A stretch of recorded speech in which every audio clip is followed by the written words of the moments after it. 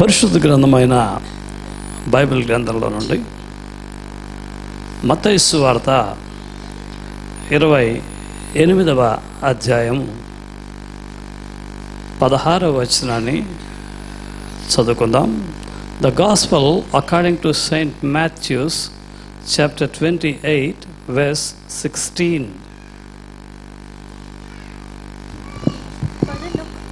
11 మంది శిష్యులు యేసు తమకు నిర్ణయించిన గలిలయలోని కొండకు వెళ్ళిరి. క్షణతల్లోంచి కళ్ళు మూసుకున్నట్లయితే ప్రార్థన చేసుకుందాం. మహాపరిశుద్ధుడు అయిన మా తండ్రి, మమ్మల్ని మిక్కిలిగా ప్రేమించినటువంటి యేసు స్వామి, ప్రార్థనతో ఆరంభించుకున్నటువంటి మాసిక మొట్టమొదటి పునరుద్ధానపు దిన ఆరాధనలో ఇప్పటి వరకు మీరు మా మధ్యన సంచారం చేస్తూ నీ ఆత్మ కార్యమును మాకు అనుగ్రహిస్తూ విశేషమైనటువంటి రీతిలో నీ యొక్క సందేశాన్ని వినుటకు మేము ఆయత్తమైనటువంటి ఈ సందర్భంలో చదవబడినటువంటి లేఖనపు మాటను మీరు అభిషేకించి ఆశీర్వదించి విరిచి మాకు ఈ దినాన మీరు అందించనయ్యున్నటువంటి మీ సందేశాన్ని వినిపించవలసిందిగా మనం చేస్తున్నాం. విన్న వారంగా కాకుండా గైకొన్న వారంగా వాక్యాన్ని మేము తిన్న వారంగా తిరిగి వెళ్ళటకు మీరే కృప దయచేయండి. హృదయంలో పదులుపరుచుకున్నటువంటి నీ మాటల ద్వారా మా జీవితాలు ప్రభావితమై నీకు మహిమ కలిగినటువంటి వారంగా ముందుకు సాగి నేను మహింపరిచే అవకాశాలు మా ఒక్కొక్కరికి అనుగ్రహించమని యేసు శక్తివంతమైన నామమున అడిగి వేడుకొంచున్నాం తండ్రి. నా ప్రియమైనటువంటి దేవుని బిడ్డలారా, ఈరోజు ఆదివారం పునరుద్ధానపు దినం. యేసుక్రీస్తు ప్రభులు వారు ఒక ఆదివారము మరణించి 3వ రోజున లేచారు. అది చరిత్ర చెబుతున్నటువంటి సత్యం మనకు అందరికీ తెలుసు. అందుకే ఆదివారాన్ని మనం ఏమన్నామంటే పునరుద్ధానపు దినం అన్నాం. ఒక శుక్రవారం నాడు గుడ్ ఫ్రైడే రోజు ఆయన మరణించారు. ఆ తదుపరి వెంటనే వచ్చినటువంటి 3వ రోజు అయినటువంటి ఆదివారం నాడు యేసుక్రీస్తు ప్రభులు వారు పునరుద్ధానుడయ్యారు అన్న విషయం మనకు తెలుసు. అదృష్టం కొద్దీ ఏ ఆదివారం ఆయన లేచాడో ఆ తేదీ ఎక్కడ రాయబడలేదు కాబట్టి మనం ప్రతి ఆదివారం కూడా యేసు పునరుద్ధానుడైనటువంటి ఆదివారపు ఆరాధనగా మనము ఆరాధిస్తున్నాం. ఒకవేళ తేదీగా అని తెలిసి ఉంటే మన పుట్టినరోజులు మన పెళ్లి రోజుల్లాగా యేసు మరలా జన్మించిన రోజు అని దానికి కూడా ఒక పండుగ చేసుకుని యేసునికి కాకుండా రోజుకు పండుగ చేసుకునే అనుభవాల్లో మనము ముందుకు సాగి ఉంటాం. యేసుక్రీస్తు ప్రభులు వారు ఈ లోకంలో జన్మించి ఆయన 33.5 సంవత్సరాల పాటు జీవించారు. 30 సంవత్సరాల పాటు తన ఉనికిని ఒక సాధారణమైనటువంటి మానవునిగానే అందరికీ కనబరుస్తూ చివరి 3.5 సంవత్సరాలు మాత్రం ఆయన దేవునికి, అంటే ఈ లోకంలో దేవుడు తనని ఎందు నిమిత్తమైతే పంపించాడో ఆ మిషన్, ఆ యొక్క పరిచర్యను అతడు కొనసాగించాడు. 3.5 సంవత్సరాల్లో ఎన్నో బోధలు చేశాడు. 3.5 సంవత్సరాల్లో ఎన్నో అద్భుతాలు చేశాడు. 3.5 సంవత్సరాల్లో క్రైస్తవ విశ్వాసులు ఎలా జీవించాలో నేర్పించాడు. 3.5 సంవత్సరాల్లో ఆ సంఘాలు ఎలా స్థాపించబడాలి, ఏ విధంగా కట్టబడాలి, ఏమిటి భవిష్యత్తు ప్రణాళికలంతా కూడా నేర్పించాడు. 3.5 సంవత్సరాల్లో దేవునితో కోల్పోయినటువంటి అనుబంధాన్ని మానవుడు మరలా తిరిగి ఎలా పొందుకోవాలో అనేక విషయాలు నేర్పించాడు. 3.5 సంవత్సరాల తర్వాత ఒకరోజు ఒక శుక్రవారం నాడు ఆయన మరణించాడు. మరణించినటువంటి 3వ రోజున ఆయన పునరుద్ధానుడయ్యాడు. పునరుద్ధానుడైన తర్వాత 40 రోజుల పాటు అనేక మంది విశ్వాసులకు, అనేక మంది ఆ యొక్క ప్రాంతంలో ఉన్నటువంటి మనుషులకు అందరికీ 40 రోజుల పాటు కనబడుతూ వచ్చాడు. 40 రోజుల పాటు కనబడుతూ వచ్చినటువంటి యేసు ఒకరోజు ఆయన పరలోకానికి తండ్రి వద్దకు ఆరోహణుడై వెళ్ళిపోయాడు. ఆరోహణుడై వెళ్ళటానికి ముందు ఆయన అందరితో చెప్పింది ఏంటంటే, నేను వెళ్తాను, మీ కొరకు అక్కడ నివాస స్థలమును తండ్రి వద్ద నేను సిద్ధపరుస్తాను. అంతేకాకుండా నేను సిద్ధపరిచి మిమ్మల్ని నేను మరలా వచ్చి తీసుకుని వెళ్తాను. మరలా వచ్చి నేను మిమ్మల్ని తీసుకుని వెళ్ళేంత వరకు కూడా ఆదరణకర్త అయినటువంటి ఆత్మను మీకు పంపిస్తానని చెప్పి యేసు ఆరోహణుడైనటువంటి వెళ్ళిపోయినటువంటి 10వ రోజున, లేక యేసు పునరుద్ధానుడైనటువంటి 50వ రోజున దేవుడు తన ఆత్మను ఈ లోకానికి పంపించాడు. అదే దానినే ఏమంటారంటే పెంటెకాస్ట్ అంటారు. పెంటెకాస్ట్ అంటే అర్థం ఏంటంటే 50th అని, 50వ అని అర్థం. అంటే యేసు పునరుద్ధానుడైనటువంటి 50వ దినమునందు ఆయన తన ఆత్మని ఈ లోకానికి పంపించాడు. చాలామంది మనం పెంతెకోస్తు విశ్వాసంలో సాగుతున్నటువంటి వారం. పెంతెకోస్తు అంటే క్రైస్తవులో CSI, మెథడిస్టు, లేమన్, బ్యాప్టిస్టు లాగా అదొక జాతి, ఒక పరిగణ, ఒక డినామినేషన్ కాదు. పెంతెకోస్తు అనేది ఒక విశ్వాసం. దేవుని ఆత్మాభిషేకం, భాషలతో మాట్లాడడం, సత్యమును ఉన్నది ఉన్నట్టుగా ప్రకటించడం, సత్యమును ప్రకటించబడినటువంటి మాటలు ఉన్నట్టుగా పాటించడం ఒక ఫుల్ గాస్పల్ చర్చ్. సంపూర్ణమైన సువార్త చెప్పే సంఘం. సంపూర్ణమైన సువార్త చెప్పే సంఘం అంటే ఏంటంటే మొట్టమొదటిగా మారు మనసు, రక్షణ, పాప క్షమాపణ నిశ్చయత్వము, బాప్తిస్మము, అభిషేకము, వరాలు, ఫలాలు, అనంతరము దేవుని రాకడకు సిద్ధపడే వధువు సంఘము. దీనిని ఏమంటారంటే సంపూర్ణ సువార్త అంటారు. ఈ సంపూర్ణ సువార్త చెప్పే సంఘం మంది కాబట్టి అభిషేకాన్ని మనం నమ్ముతాం, అభిషేకాన్ని పొందుకుంటాం, భాషలతో మాట్లాడతాం, దేవుడిచ్చినటువంటి వరాలని కలిగి ఫలపూరితమైనటువంటి జీవితం జీవించడానికి మనము ప్రయత్నం చేస్తున్నాం. ఆ యొక్క ప్రయత్నం చివరికి మనల్ని ఎక్కడికి తీసుకువెళ్తుందంటే యేసు మధ్యాకాశంలో తిరిగి వచ్చినప్పుడు మనల్ని ఆయన తిరిగి తన వద్దకు వెళ్ళటానికి, లేక ఈ లోకంలో మన యొక్క లోకయాత్ర ముగించుకున్నప్పుడు యేసుదేవుని యొక్క సన్నిధానానికి మనం చేరటానికి ఇది ఎంతగానో ఉపయుక్తమవుతుంది అన్నది మనం గుర్తించవలసినటువంటి సత్యమైనది. ఇక్కడ చదువుకున్నటువంటి వాక్య భాగము ఏమిటి అని అడిగినట్లయితే, నా ప్రియమైన దేవుని బిడ్డలారా, యేసు మరణించి తిరిగి లేచి పునరుద్ధానుడై ఆరోహణుడై వెళ్ళటానికి ముందు, అంటే ఇలాంటి దినాల్లో మనం ఇప్పుడు ఎట్లాగైతే పునరుద్ధానపు దినాన్ని పాటిస్తున్నామో అలాంటి ఒక సందర్భంలో ఆరోహణుడై వెళ్ళటానికి ముందు, అంటే ఆయన తండ్రి వద్దకు వెళ్ళటానికి ముందు ఏం చేశాడంటే తన శిష్యులందరినీ కూడా గలిలయలోని, జాగ్రత్తగా అర్థం చేసుకోవాలి, 11 మంది శిష్యులు. 11 మంది ఎందుకు అంటే వాస్తవానికి యేసు 12 మంది శిష్యులను ఏర్పాటు చేసుకున్నారు. అయితే అందులో ఒకడు యూదా ఇస్కరియోతు యేసుని 30 వెండి కాసులకు చూపించి అమ్మివేసినట్లుగా ప్రయత్నించి ఆ తర్వాత ఆ వెండి కాసులు అతనికి ఏ విధమైనటువంటి లబ్ధిని చేకూర్చకపోగా యేసు ఆరోహణుడై వెళ్ళటానికి ముందే అతను ఆత్మహత్య చేసుకున్నాడు. అతను తప్ప మిగిలినటువంటి 11 మంది ఇక్కడ కనబడుతున్నారు. ఈ 11 మందిని యేసుక్రీస్తు ప్రభువు వారు ఏం చేశారు అని అడిగినట్లయితే ఈ 11 మందిని దేవుడు గలిలయలోని ఒక కొండ మీదకి రమ్మన్నాడు. యేసు వాళ్ళందరినీ కూడా ఏం చేశాడంటే యేసు తమకు నిర్ణయించిన గలిలయలోని ఒక కొండకు రమ్మన్నాడు. హల్లెలూయా, హల్లెలూయా. పరిశుద్ధాత్మ దేవుడు నాతో ఈ మాటల్లో నుండి నాతో మాట్లాడాడు. ఏ మాటల్లో నుండి అంటే నిర్ణయించబడిన కొండ, నిర్ణయించబడినటువంటి పర్వతము, నిర్ణయించబడినటువంటి కొండ లేక నిర్ణయించబడినటువంటి పర్వతము. నా ప్రియమైనటువంటి దేవుని బిడ్డలారా, మోస్ట్ అటెంటివ్గా వినండి. దేవుడు ఒక అద్భుతమైనటువంటి సత్యాన్ని దేవుడు ఈ దినాన్ని మీకు నేర్పిస్తున్నాడు. ఎలా వివరించాలో నాకైతే తెలియదు, ఏం చెప్పాలో నాకైతే తెలియదు. ఆత్మదేవుని యొక్క సహకారంతో దేవుడు నాకు ప్రేరేపించినటువంటి నేను నేర్చుకున్నటువంటి సత్యాన్ని మీతో పంచుకోవాలని నేను ఇష్టపడుతున్నాను. జాగ్రత్తగా గమనించినట్లయితే నా ప్రియమైన దేవుని బిడ్డలారా, యేసు తన శిష్యుల్ని ఆ ఊర్లో చాలా కొండలు ఉన్నాయి, చాలా పర్వతాలు ఉన్నాయి. ఎక్కడ పడితే అక్కడ, ఏ కొండ పడితే ఆ కొండకు పిలవలేదు. యేసు వాళ్ళందరినీ కూడా నిర్ణయించబడినటువంటి గలిలయలో నిర్ణయించబడినటువంటి ఒక కొండ మీదకి రమ్మని చెప్పాడు.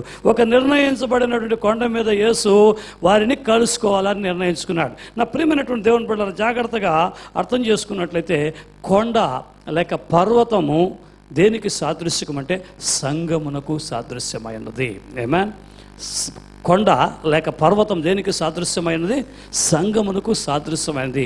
క్రైస్తవ విశ్వాసులమైనటువంటి మనము, క్రైస్తవ భక్తి చేస్తున్నటువంటి మనము, రక్షించబడి బాప్తిజం తీసుకొని లేక రక్షణ అనుభవంలోకి సిద్ధపడుతున్నటువంటి మనము, దేవాలయంలోనికి వస్తున్నటువంటి మనము నిర్ణయించబడినటువంటి సంఘానికే రావాలి. కానీ ఒక ఆదివారం ఇక్కడ, ఇంకొక ఆదివారం అక్కడ, ఒక గురువారం ఇక్కడ, ఒక శుక్రవారం అక్కడ, ఒక వారం తోటకి, ఒక వారం పేటకి, ఇంకొక వారము జింకానా గ్రౌండ్కి, ఇంకొక వారము ఎక్కడికో వెళ్ళటానికి వీలు లేదు.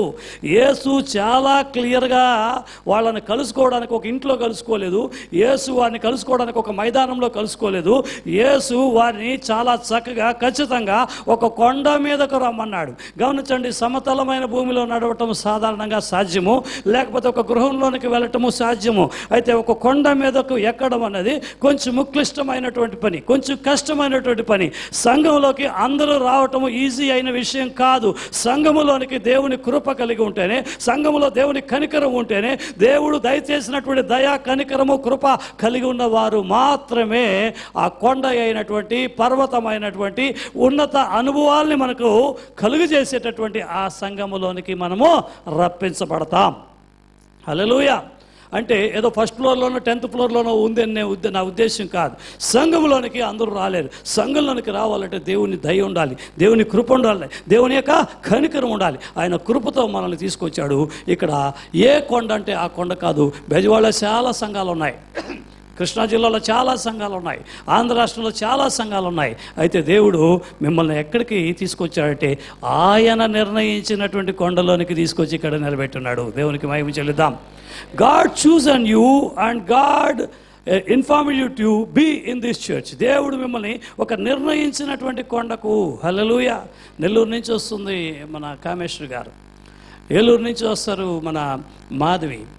మరి వీరందరూ ఎందుకు ఏలూరు నుంచి ఇక్కడికి చర్చలు లేవా? దారిలో నెల్లూరు నుంచి ఇక్కడికి చర్చలు లేవా? నేను చాలాసార్లు చెప్తానమ్మా, నెల్లూరులో ఏదైనా మంచి సంఘం నేను కనుక్కుంటాను. ఇంతకు మన ఏసీఏనే ఉంది అక్కడ, పాస్టర్ గారి చర్చే ఉంది అక్కడ, అక్కడికి వెళ్ళండి అమ్మా అని కూడా నేను చెప్పాను. నేను గమనించి మాధవికి చాలాసార్లు చెప్పాను, ఏలూరులో నాకు మంచి పాస్టర్ ఫ్రెండ్స్ ఉన్నారు, అక్కడికి వెళ్ళమ్మా అని చెప్పాను. అయితే గమనించిన నా ప్రియమైన దేవుని బిడ్డలారా, వీరు చెప్తారు మా ఆత్మకు సంతృప్తి కలిగే స్థలం ఇది, దయచేసి మమ్మల్ని రావద్దని చెప్పకండి. మాకు కష్టమైన మేము వచ్చిన కష్టం అంతా తిరిగి వెళ్తున్నప్పుడు ఆ వారానికి అవసరమైన ఆశీర్వాదాన్ని మేము ఇక్కడ పొందుకొని వెళ్తున్నాం అని చెప్తున్నారు. జాగ్రత్తగా చూసినట్లయితే నా ప్రియమైనటువంటి దేవుని బిడ్డలారా, ఇక్కడ పర్వతారోహణము లేక పర్వతాన్ని ఆరోహించటము చాలా కష్టమైనటువంటి ఒక విషయం. యేసు ఈ 11 మంది శిష్యులను చివరిగా ఎక్కడ కలుసుకున్నారంటే కొండ మీద కలుసుకున్నారు. ఆమేన్. ఎక్కడ కలుసుకున్నారంటే చివరిగా తన శిష్యుల్ని కొండ మీద కలుసుకున్నారు. ఆ కొండ మీద కలుసుకోవటం అంటే కొండ మీద కాదు, నిర్ణయించిన కొండ మీద కలుసుకున్నారు. ఏదో ఒక కొండ మీద, గలిలీలో బోల్డ్ కొండలు ఉన్నాయి, తిరుపతికి వెళ్తే 7 కొండలు ఉన్నాయి. ఏదో ఒక కొండ కాదు, నిర్ణయించబడినటువంటి కొండ మీద యేసు వారిని దేనికి పిలుచుకున్నాడు అని అడిగినట్లయితే కొండ మీద శిష్యులతో మాట్లాడడానికి. హల్లెలూయా. దేవుడు విశ్వాసమైనటువంటి మనల్ని ఎందుకు ఎన్నుకున్నాడంటే సంఘములో దేవుడు మనతో మాట్లాడడానికి ఎన్నుకున్నాడు. అర్థమైన వాళ్ళ చేతుల పైకి సార్ దేవునికి స్తోత్రం. నిర్ణయించబడిన కొండలోనే దేవుడు మాట్లాడతాడు. ఎక్కడ పడితే అక్కడ మాట్లాడు. దేవుడు నిన్ను ఎక్కడ నిర్ణయించాడో, ఎక్కడ తీసుకొచ్చి నిన్ను స్థిరపరిచాడో, ఎక్కడ తీసుకొచ్చి దేవుడు నిన్ను నాటాడో అక్కడ దేవుడు నీతో మాట్లాడతాడు. నీతో మాట్లాడటానికి దేవుడు పెనియేలు అన్నటువంటి ఒక కొండను నీ కొరకు నిర్ణయించాడు. చాలా సందర్భాల్లో పాస్టర్ గారికో తేడా వచ్చిందనుకో, మీకు పాస్టర్ గారు మీకు నచ్చలేదు అనుకోండి, ఏదో చెప్పినటువంటి ఒక మాట మీకు కష్టంగా ఉందనుకోండి, వెంటనే కొండను మార్చేస్తాం. ఏం చేస్తాం? సంఘాన్ని మార్చేస్తాం.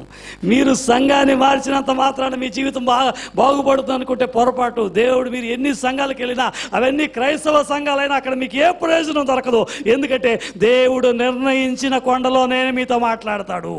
దేవుడు మిమ్మల్ని ఎక్కడికి తీసుకొచ్చి నాటాడో అక్కడే మాట్లాడతాడు. అక్కడే మీకు కావాల్సింది నేర్పిస్తాడు. అక్కడే మీ జీవితాన్ని అభివృద్ధి పరుస్తాడు. అక్కడే మీ జీవితంలో దేవుని యొక్క చిత్తము నెరవేరుస్తాడు.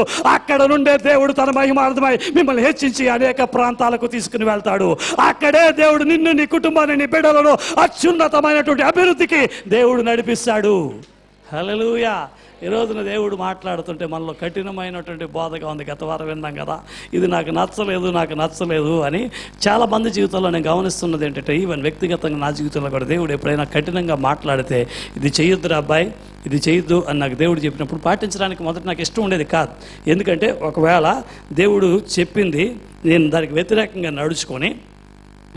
నడుచుకొని కొంతకాలం అయిన తర్వాత దేవుడు నాతో మాట్లాడుతూ ఉండి కంటిన్యూస్గా దేవుడు మాట్లాడుతున్నాడు, నువ్వు సేవకులు చెప్పినప్పుడు వినలేదరా అని దేవుడు కంటిన్యూస్గా చెప్తున్నప్పుడు సరి చేసుకోవాలని నాకు అనిపిస్తుంది. కానీ నా చదువు, నాకున్న తెలివితేటలు, నాకున్న జ్ఞానం, నాకున్న పలుకుబడి, నేను తీసుకున్నటువంటి నిర్ణయం కరెక్ట్ అన్నటువంటి అన్న ఈగో, అహం నన్ను ఏం చేస్తుందంటే మళ్ళీ అక్కడికి వెళ్ళి దేవుడు చెప్పాడు, ఆ రోజు పొరపాటుగా నేను నిర్ణయం తీసుకున్నాను, నన్ను క్షమించండి అని చెప్పడానికి ఒకవేళ నా అహం అడ్డు వచ్చినటువంటి కార్యాలు నా జీవితంలో ఉన్నాయి.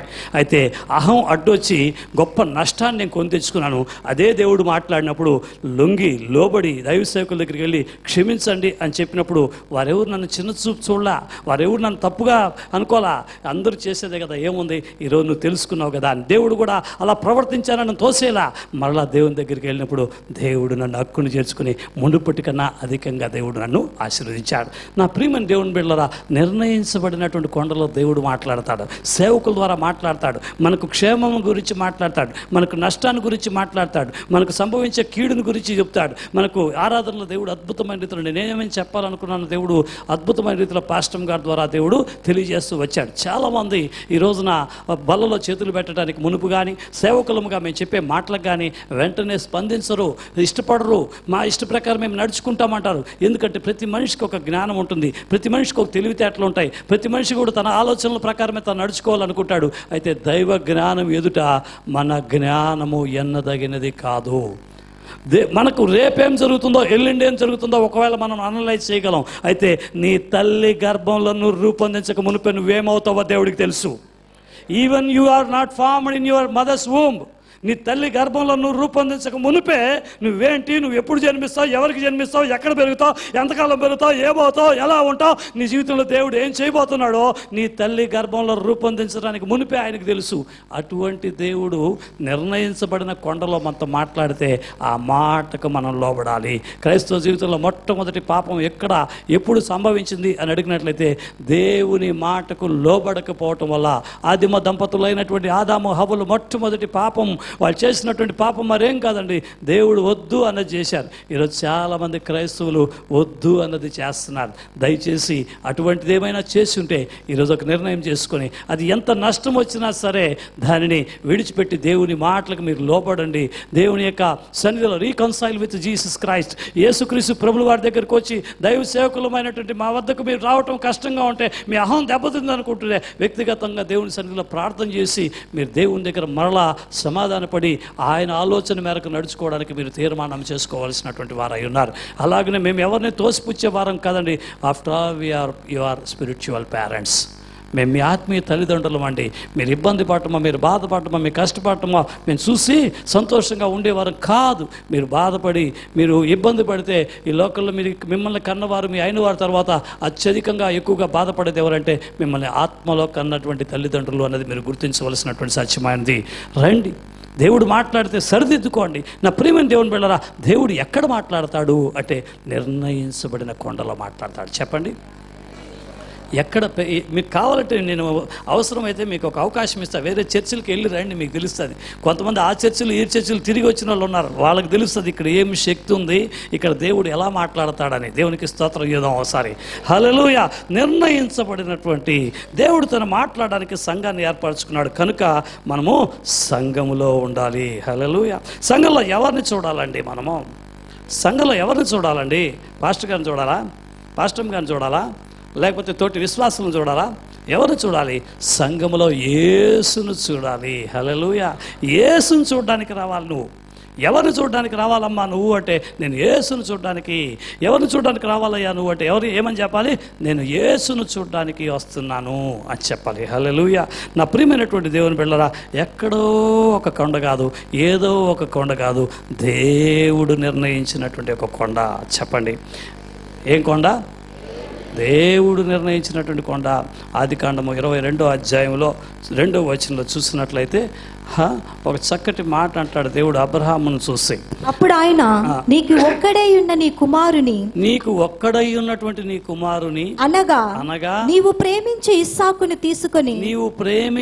ఇస్సాకును తీసుకొని మోరియా దేశమునకు వెళ్ళి అక్కడ నేను నీతో చెప్పబోవు పర్వతములలో ఒకదాని మీద చాలు బలి ఇవ్వటానికి, బాబు అబ్రహాము మీ అబ్బాయిని నాకు బలివు నాయనా అని చెప్పేసి వెళ్ళి మోరియా దేశంలో కొండ మీద బలివు అని చెప్పలా. ఏం చెప్పాడు? మోరియా దేశంలో ఉన్న పర్వతాలలో ఒకదానిని, నేను చెప్పే ఆ కొండ మీదే బలి ఇవ్వాలి. హల్లెలూయా. ఎక్కడ ఇవ్వాలి? నేను చెప్పే ఆ కొండ మీదనే బలివ్వాలి, ఎక్కడ పడితే అక్కడ కాదు. గాడ్ ఈజ్ వెరీ స్పెసిఫిక్ అండి. ఒక సంఘము విషయంలో దేవుడు చాలా ఖచ్చితంగా చెబుతాడు. ఎందుకంటే ఏ గొర్రెల్ని ఎక్కడ మందలో పెడితే ఆ గొర్రెల యొక్క మనస్తత్వాన్ని ఎరిగి, ఇదిగో నా బిడ్డలు ఈ గొర్రెల మనస్తత్వానికి ఈ కాపరి అయితే, నాకు నచ్చిన ఈ కాపరి అయితే చక్కగా నడిపించగలడు అన్నటువంటి ఆలోచన దేవుడికి తెలుసు. హల్లెలూయా. వీరి యొక్క ఆత్మ దాహం తెరచడానికి ఎక్కడుంటే వీళ్లకు సరైన పోషణ, సరైన ఎదుగుదల, సరైన అభివృద్ధి, సరైన క్షేమం ఎక్కడ కలుగుతుందో దేవుడికి తెలుసు. ఆమేన్. హల్లెలూయా.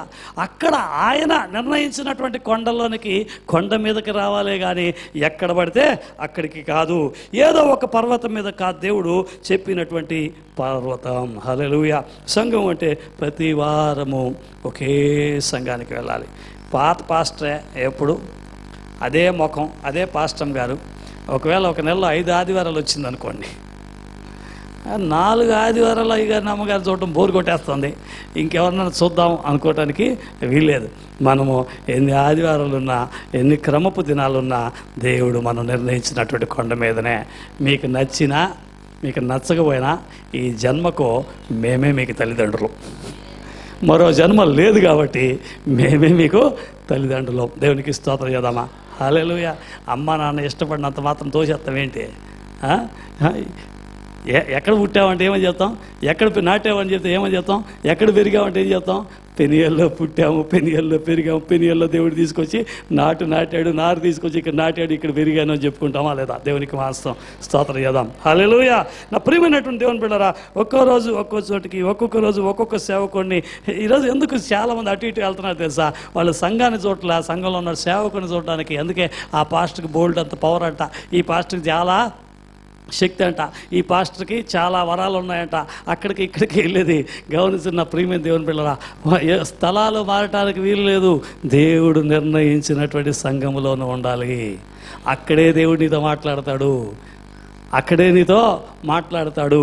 జాగ్రత్తగా చూసినట్లయితే ఆ 3వ వచనంలో మనం చూసాం. ఇందాక 3వ వచనంలో చూస్తే, తెల్లవారినప్పుడు అబ్రహాము లేచి తన గాడిదకు గంత కట్టి తన పనివారులో 2 తన కుమారుడకు ఇస్సాకును వెంటబెట్టుకొని దహన బలి కొరకు కట్టెలు చీల్చి లేచి దేవుడు తనతో చెప్పిన చోటికి వెళ్ళి, దేవుడు తనతో చెప్పిన ఆ కొండ మీదకి వెళ్ళాడు. హల్లెలూయా. ఎక్కడ పడితే అక్కడ వెళ్ళా, మోరియా దేశానికి వెళ్ళి ఏదో కొండ మీదకి వెళ్ళా, దేవుడు తనతో చెప్పిన చోటికి వెళ్ళాడు. మనకు మోడల్ ఎవరంటే యేసుక్రీస్తు ప్రభువు వారి ద్వారా తర్వాత మనం అన్నీ పాటించేది అబ్రహామును బట్టి. ఆమేన్. అబ్రహామును బట్టి, అబ్రహాం విశ్వాసాన్ని బట్టి, అబ్రహాము కుమారులుగా మనము దేవుడు అతనికి ఇచ్చినటువంటి వాగ్దానాన్ని బట్టి మనం కూడా అబ్రహాము సంతతిగా ఎంచబడ్డాం. అబ్రహాం ఏం చేశాడంటే దేవుడు తనకు చెప్పినటువంటి కొండ మీదకి చోటికి వెళ్ళాడు. హల్లెలూయా. హల్లెలూయా. తనతో చెప్పినటువంటి చోటుకి వెళ్ళాడు. ఎన్ని రోజులు ప్రయాణం చేశాడంటే 3 రోజులు ప్రయాణం చేశాడు. 3 రోజులు ఆ కొండ మీదకి, ఆ ప్లేస్కి వెళ్ళటానికి ప్రయత్నం చేశాడు. మనకెవరికైనా 3 రోజులు అవుతుందండి కొండ మీదకి వెళ్ళటానికి? మనకు దేవుడు నిర్ణయించిన మందిరానికి 30 నిమిషాలు కాదు నాకు తెలిసి, మొత్తంగా విజయవాడలో నుంచి అన్ని మూలల నుంచి రావడానికి, మన చర్చికి రావడానికి ఎంతసేపు పడుతుందంటే మనకి అట్మోస్ట్ మ్యాక్సిమం 30 మినిట్స్. ఒకవేళ గన్నవరం నుంచి వస్తే 45 మినిట్స్, ఏలూరు నుంచి వస్తే 1.5 అవర్స్, నెల్లూరు నుంచి వస్తే 4 అవర్స్, 5 అవర్స్. 3 రోజులు ఎక్కడ కూడా కాల. అయితే దేవుడు చెప్పినటువంటి చోటికి అబ్రహాము ప్రయాణానికి బయలుదేరి వెళ్ళాడు. అక్కడికి వెళ్ళినప్పుడు ఏం జరిగింది అని అడిగినట్లయితే జాగ్రత్తగా గమనించండి. 13వ వచనంలో అబ్రహాము ఉండమ్మా, అబ్రహాంతో ఇస్సాకు అడిగాడు, బలి ఇవ్వటానికి కట్టెలు ఉన్నాయి, నిప్పు ఉంది, అంతా ఉంది, బలి ఎక్కడంటే దేవుడు చూసుకుంటాడని చెప్పాడు. ఈ ఉదంతం అంతా మనకు తెలుసు. అయితే అక్కడ ఒక పొట్టేలు కనబడింది. దేవుడు చెప్పాడు, ఇస్సాకు నువ్వు బలి ఇవ్వకు, నీ యొక్క విశ్వాసం చాలా గొప్పది, నా మాటకు నువ్వు విధేయత చూపించావు, బేష్ బడా అబ్రహాము, నువ్వు నీ కుమారుణ్ణి బలివ్వకు అని చెప్పి అక్కడ ఒక పొట్టేలు. గమనించండి, దేవుడు మాటకు వింటే, దేవుడు మాటకు లోబడితే, నేను అనుకుంటాను ఒకవేళ అబ్రహామే బలి ఇవ్వటానికి ఇస్సాకుని కాకుండా ఒక బలి ఇవ్వమంటే అబ్రహాం ఒక గొర్రెని తెచ్చిండేవాడు. గొర్రె సైజు చిన్నది, పొట్టేలు సైజు పెద్దది. దేవుడు మాటకు లోబడితే, దేవుడు మాట వింటే చిన్నది కాదు పెద్దది వస్తుంది. పెద్ద ఆశీర్వాదాలు వస్తాయి. హల్లెలూయా. అక్కడ పెద్ద గమనించండి, గొర్రెను బలికి, దహన బలికి గొర్రెను ఇవ్వాలనుకుంటే దేవుడు అక్కడ ఏం చూపించాడు? పొట్టేలు చూపించాడు. 13వ వచనంలో చూడండి. అప్పుడు అబ్రహాము కన్నెలెత్తి చూడగా పొదలో కొమ్ములు తగులుకొని ఉన్న ఒక పొట్టేలు వెనక తట్టున కనబడెను. జాగ్రత్తగా 8వ వచనంలో చూస్తే గొర్రె పిల్లను చూసుకొనునని చెప్పాడు. దేవుడే దహన బలికి గొర్రె పిల్లను చూసుకొను అన్నాడు. అయితే 13వ వచనంలో ఏం కనబడింది? అక్కడ పొట్టేలు కనబడింది. హల్లెలూయా.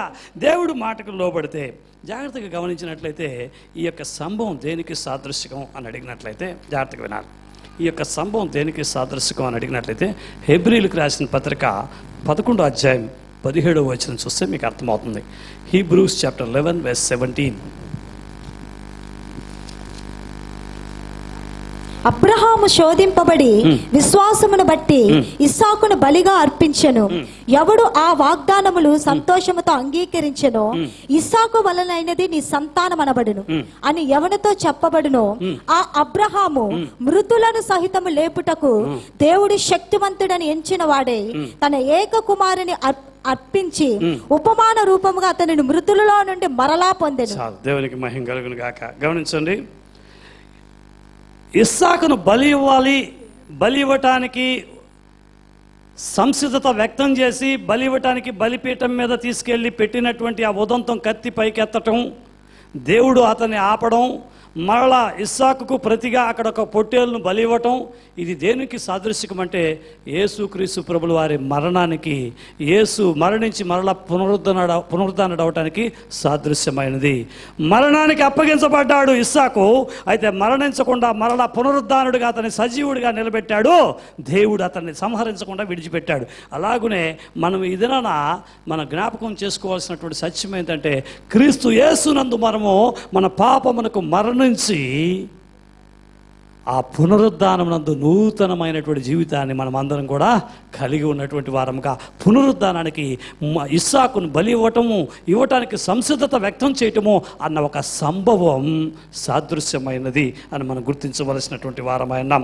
యేసు పునరుద్ధానమునకు సాదృశ్యమైనటువంటి ఈ సంభవము పరమునకు వెళ్ళటానికి మునుపు ఇక్కడ కూడా పునరుద్ధానమైనటువంటి యేసు నిర్ణయించబడినటువంటి ఒక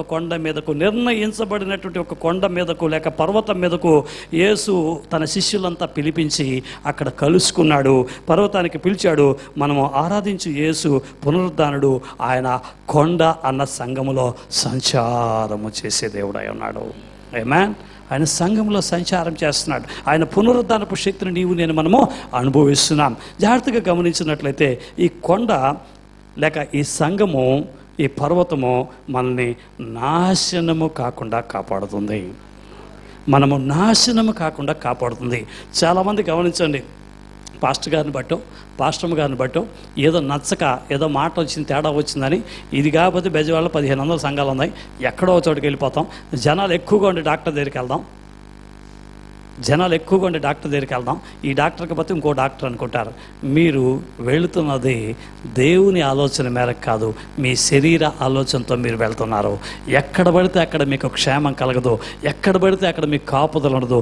దేవుడు నిర్ణయించినటువంటి కొండలోనే దేవుడు మీకు నాశనం రాకుండా కాపాడుతాడు. నేను దానికి ఉదాహరణ చూపిస్తాను. నా ఆలోచన నేను చెప్పట్లా, వాక్యంలో నుండే మీతో మాట్లాడుతున్నాను, వాక్యంలో నుండే మీతో చెబుతున్నాను. జాగ్రత్తగా గమనించినట్లయితే సొదొమ గొమొర్రాలు నాశనమైపోతాయి. మీరు ఇక్కడి నుంచి వెళ్ళిపోండి అని దేవుడు అబ్రహాం యొక్క ప్రార్థన ఆలకించినటువంటి దేవుడు లోతును, అతని భార్యను, అతని 2 కుమార్తెలను ఆ సొదొమ గొమొర్రాల నాశనం నుండి కాపాడడానికి ఆదికాండం 19వ అధ్యాయము 17వ వచనంలో చూస్తాము. జెనసిస్ చాప్టర్ 19 verse 17లో చూస్తాము. ఆ దూతలు వారిని వెలుపలికి తీసుకొని వచ్చిన తరువాత, లోతును, అతని భార్యను, అతని 2 కుమార్తెలను వెలుపలికి తీసుకుని వచ్చిన తర్వాత ఆయన నీ ప్రాణమును దక్కించుకొనున్నట్లు పారిపోము, నీ వెనుక చూడకము. ఈ మైదానములో, బాగా వినాలి, ఈ మైదానములో ఎక్కడను నిలువక నీవు నశించిపోకుండా ఆ పర్వతమునకు పారిపోమ్మని చెప్పాడు. హల్లెలూయా. గమనించండి, బాగా అర్థం చేసుకోండి. అస్సలు ఎన్ని వందల సార్లు చదివి ఉంటాను నేను. అయితే దేవుడు నాతో మాట్లాడినప్పుడు నాకైతే మతిపోయింది దేవుని యొక్క శక్తి, దేవుని యొక్క వాక్యంలో ఉన్న లోతు, అందులో ఉన్న మర్మం, అందులో దాగి ఉన్నటువంటి రహస్యం. సొదొమ గొమొర్రాల నుండి దేవుడు వాళ్ళని బయటకు తీసుకొచ్చిన తర్వాత ఈ మైదానంలో ఇక్కడెక్కడా ఉండకూడదు, ఇక్కడెక్కడా ఉండకూడదు, అక్కడ ఒక పర్వతం ఉంది, ఆ పర్వతం మీదకి వెళ్ళిపో, అక్కడికి వెళ్తే నువ్వు బతుకుతావు, అక్కడికి వెళ్తే నువ్వు బాగుంటావు అని దేవుడు స్పెసిఫిక్గా మళ్ళా అక్కడ ఒక పర్వతాన్ని చెప్పాడు. తర్వాత చదువమ్మ. అయితే లోతు ఏం చేశాడు? లోతు, ప్రభువా అలాగు కాదు, ఇదిగో నీ కటాక్షము నీ దాసుని మీద వచ్చినది, నా ప్రాణము రక్షించుట వలన నీవు నా ఎడల కనపరిచిన నీ కృపను గణపరిచితివి. నేను ఆ పర్వతం, నేను ఆ చర్చికి వెళ్ళలేను, నేను ఆ చర్చికి వెళ్ళలేను, ఆ పర్వతమునకు తప్పించుకుని వెళ్ళలేను, నన్ను ఇక్కడే లోకల్లో నా ఇంటి పక్కన, నా ఇంటి ఎదురుగా నాకు సౌకర్యంగా ఉండే చోట ఇంకో చర్చికి పంపించు అని చెప్పాడు. ఆ చదువమ్మా. ఈ కీడు నాకు సంభవించి చచ్చిపోదునేమో, ఇదిగో పారిపోవుటకు ఈ ఊరు సమీపంలో ఉన్నది. పారిపోవడానికి, దాక్కోవడానికి, ఉండటానికి, ఆరాధన చేయడానికి పక్కన ఒక ఊరు ఉంది, ఈ ఊరు సమీపంగా ఉంది, ఇక్కడికి వెళ్తాను. అది చిన్నది, నన్ను అక్కడికి తప్పించుకొని పోనేమో. అది చిన్నది కదా, నేను బ్రతుకుదునని చెప్పినప్పుడు ఆయన, ఇదిగో నీవు చెప్పిన ఈ ఊరు నాశనము చేయును, ఈ విషయంలో నీ మనవి అంగీకరించి తిని నీవు త్వరపడి అక్కడికి తప్పించుకొని పో. కర్మరా, కొంతమంది అంతే కదా, ఎంత చెప్పినా కూడా నీ కర్మ పో అని దేవుడు ఇంక నీ కర్మను వదిలేశాడు. తర్వాత చూసినట్లయితే 26వ వచనం చదవండి. అయితే లోతు భార్య అతని వెనుక నుండి తిరిగి చూచి ఉప్పు స్తంభమాయెను. బాగా వినండి, ఇప్పుడు నన్ను చూడండి అందరూ. దేవుడు ఏం చెప్పాడు? నువ్వు, నీ భార్య, నీ పిల్లలు నాశనం కాకుండా ఉండటానికి ఆ చర్చికి వెళ్ళు, ఆ కొండకి వెళ్ళు అన్నాడు. లోతు ఏం చెప్పాడు? నేను దూరం వెళ్ళనులే, చాలా కష్టంలే, పక్కన సమీపంగా ఒక చిన్న ఊరు ఉంది, షారోన్ అనుకుంటుంది, పాతపాడు నుంచి ఎంత దూరం రావాలా, బోల్డెన్ చర్చిలు ఉన్నాయి దారిలో, వెళ్ళకొచ్చు కదా అనుకోవచ్చు. వాక్యం చెబుతోంది, పక్కన ఒక చర్చ్ ఉంది, ఇక్కడికి వెళ్తాను, ఇక్కడ ఒక ఊరు ఉంది అన్నాడు. నీ కర్మరా, ఇంకా వెళ్తే వెళ్ళు అన్నాడు. ఆ తర్వాత ఏం జరిగింది? వెనక్కి తిరిగి చూసింది. ఎవరో? బాగా వినండి. లోతు భార్య వెనక్కి తిరిగి చూసింది. ఏమైంది? ఉప్పు స్తంభం అయిపోయింది. ఎందుకని బాగా ఆలోచించినట్లయితే, దేవుడు చెప్పినటువంటి పర్వతానికి కానీ వీళ్ళు నలుగురు వెళ్ళి ఉంటే పర్వతం అనేది ఇలా ఎక్కాలి, పర్వతం అనేది ఇలా ఎక్కాలి. ఆ పర్వతం ఎక్కుతూ ఎవడు కూడా వెనక్కి తిరిగి చూసే అవకాశం ఉండి ఉండదు. మైదానం కాబట్టి వెనక్కి తిరిగి చూసింది. అదే కొండ మీదకు, దేవుడు చెప్పినటువంటి కొండ మీదకు కానీ వెళ్ళి ఉంటే ఆవిడ వెనక్కి తిరిగి చూసి ఉండేది కాదు, ఉప్పు స్తంభమై ఉండేది కాదు. దానిని బట్టి భార్యను కోల్పోయినటువంటి లోతుతో అతని కుమార్తెలు సంతానం కలిగి ఉండేవారు కాదు. ఒక నష్ట జాతకులు, ఒక కేవలమైన హేయమైన, ఒక దౌర్భాగ్యమైనటువంటి సంతతి జన్మించి ఉండేది కాదు.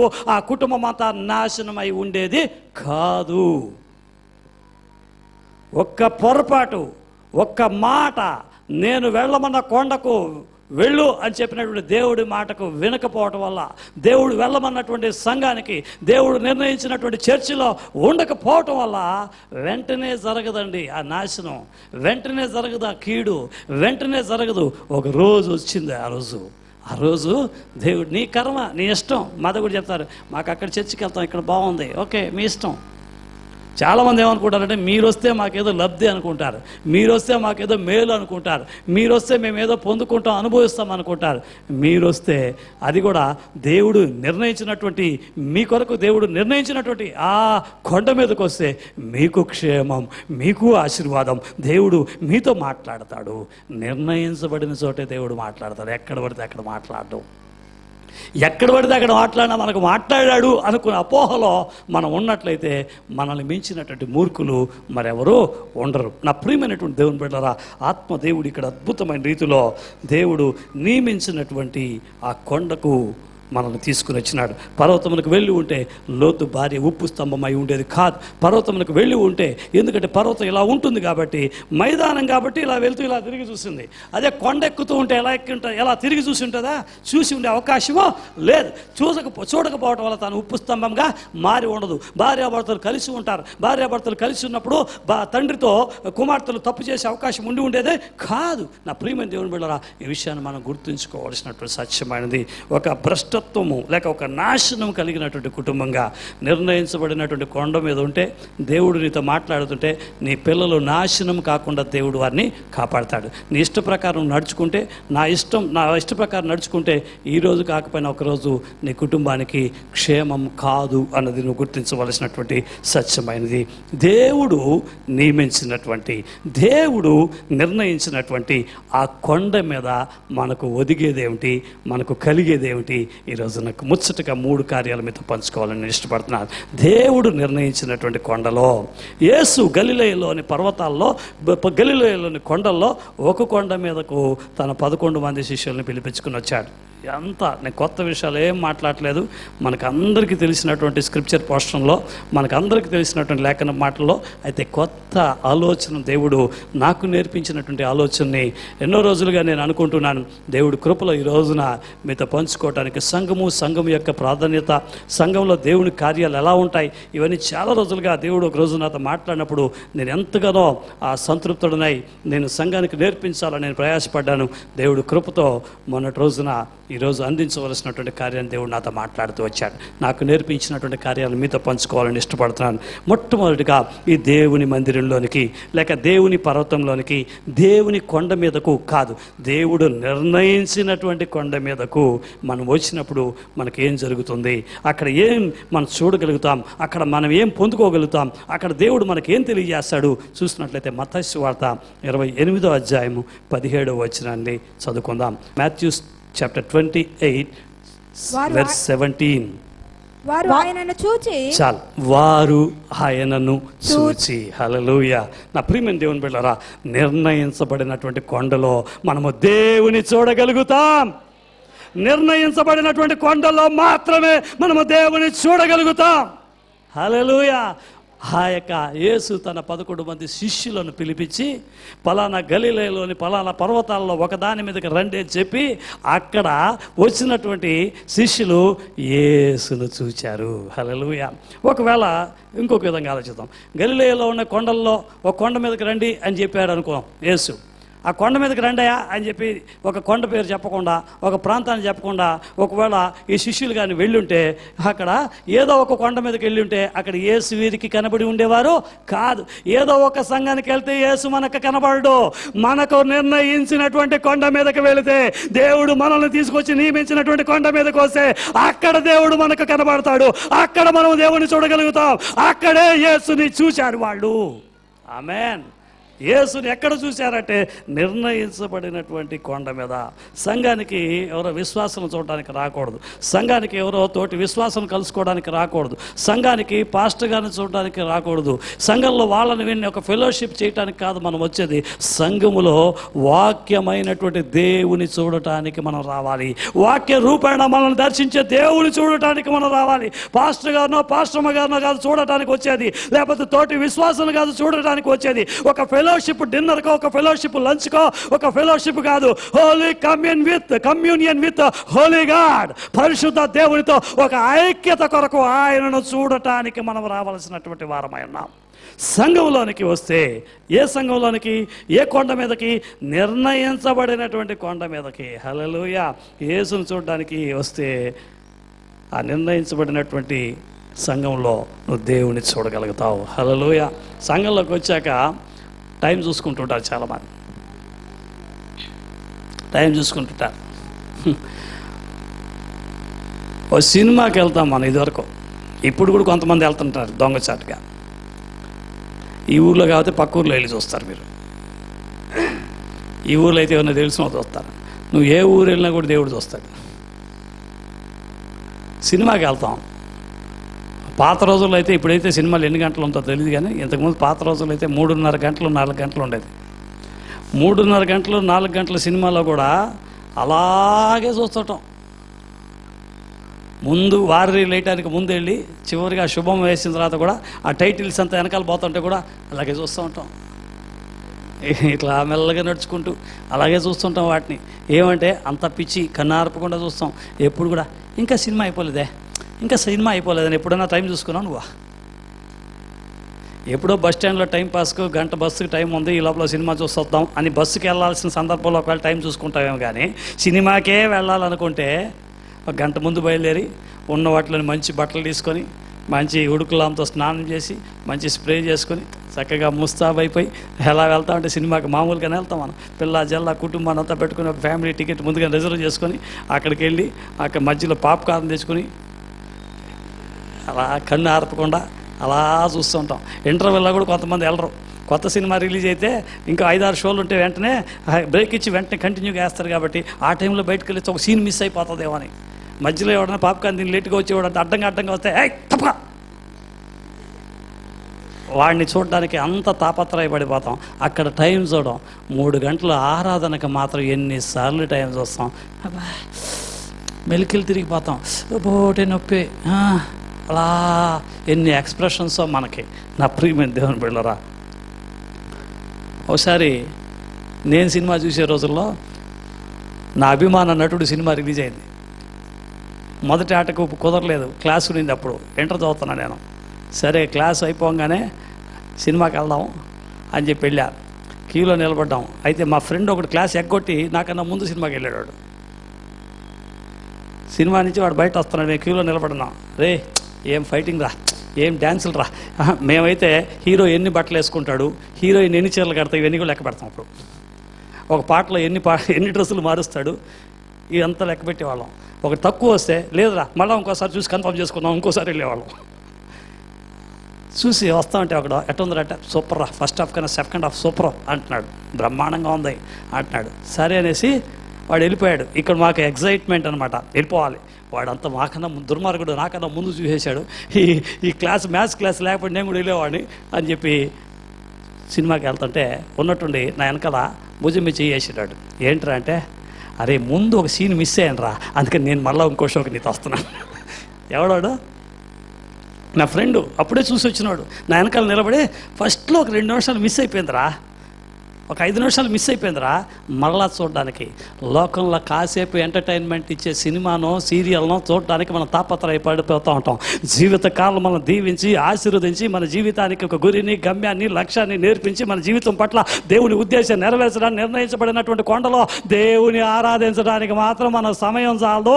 ఆ దేవునితో గడపడానికి మాత్రం మనము గడియారం చూసుకుంటూ ఉంటాం. హల్లెలూయా. ఇక్కడ ఎలా వస్తాం? ఏ రోజైనా మొదటి పాట అయిపోయిందని నువ్వు లేటుగా, రేపు వచ్చే ఆదివారం కరెక్ట్గా రావాలి. పోయిన వారం మొదటి పాట మిస్ అయింది నాకు, ఆరాధన మిస్ అయింది నాకు, ప్రసంగం మిస్ అయింది నాకు, చివరి ఆశీర్వాదం మిస్ అయింది నాకు అని ఆరాధనకు ఎవరైనా లేటుగా వచ్చినటువంటి వారు ఇక మీదట జీవితంలో ఏ ఒక్కరోజు కూడా ఈ చక్కటి ఆత్మీయమైనటువంటి ఆరాధనను మిస్ కాకూడదనే సమయానికి రావడానికి ఎప్పుడైనా ప్రయత్నం చేశావా? సినిమాకి ఎప్పుడు నువ్వు అరగంట లేటుగా వెళ్ళవు, 30 గంటలు లేటుగా వెళ్ళవు. నీ డబ్బులు ఖర్చు పెట్టుకుని, నీ సమయాన్ని ఖర్చు పెట్టుకుని, నీ జీవితంలో ఎందుకు ఉపయోగం లేనటువంటి మరెవరికో ప్రయోజనమైన కార్యానికి నువ్వు సకాలంలో వెళ్తావు. కానీ నీ జీవితాన్ని నిర్దేశించి నీ జీవితం పట్ల దేవుడు కలిగినటువంటి గురిని, గమ్యాన్ని నేర్పించే దేవాలయానికి, ఆరాధనకు నువ్వు ఎన్ని గంటలకు వస్తున్నావు, ఎలా వస్తున్నావు, ఎంత సక్రమంగా వస్తున్నావు, ఎంత వేగంగా వస్తున్నావు. బోల్డ్ అని కారణాలు ఉంటాయండి. లేటుగా రావడానికి కారణాలు ప్రతి ఒక్కడికి ప్రతి కారణం ఉంటుంది. ప్రతి ఒక్కరు చెప్పుకుంటారు. మా సంఘంలో చెన్నైలో 4 గంటలకు ఆరాధన ఆదివారం. మొట్టమొదటి ఆరాధన 4 o'clock. It starts at 4 o'clock. అంటే పాస్టర్ గారు, సంఘస్థులు దాదాపుగా ఫుల్ అయిపోతుంది, 1000 మంది నిండిపోతారు 4 గంటల ఆరాధనకి. అంటే పాస్టర్ గారు కానీ సంఘస్థులు కానీ ఎన్నింటికి బయలుదేరి ఉండాలండి వాళ్ళ ఇళ్ళలో? 3 గంటలకు ముందు బయలుదేరితే కానీ 4 గంటల ఆరాధనకు వాళ్ళు వెళ్ళలేరు. మనం ఎలా ఉన్నాం? ఆరాధనకి ఎలా వస్తున్నాం? నా ప్రియమైనటువంటి దేవుని బిడ్డలారా, మనం యేసును చూడటానికి రావాలి.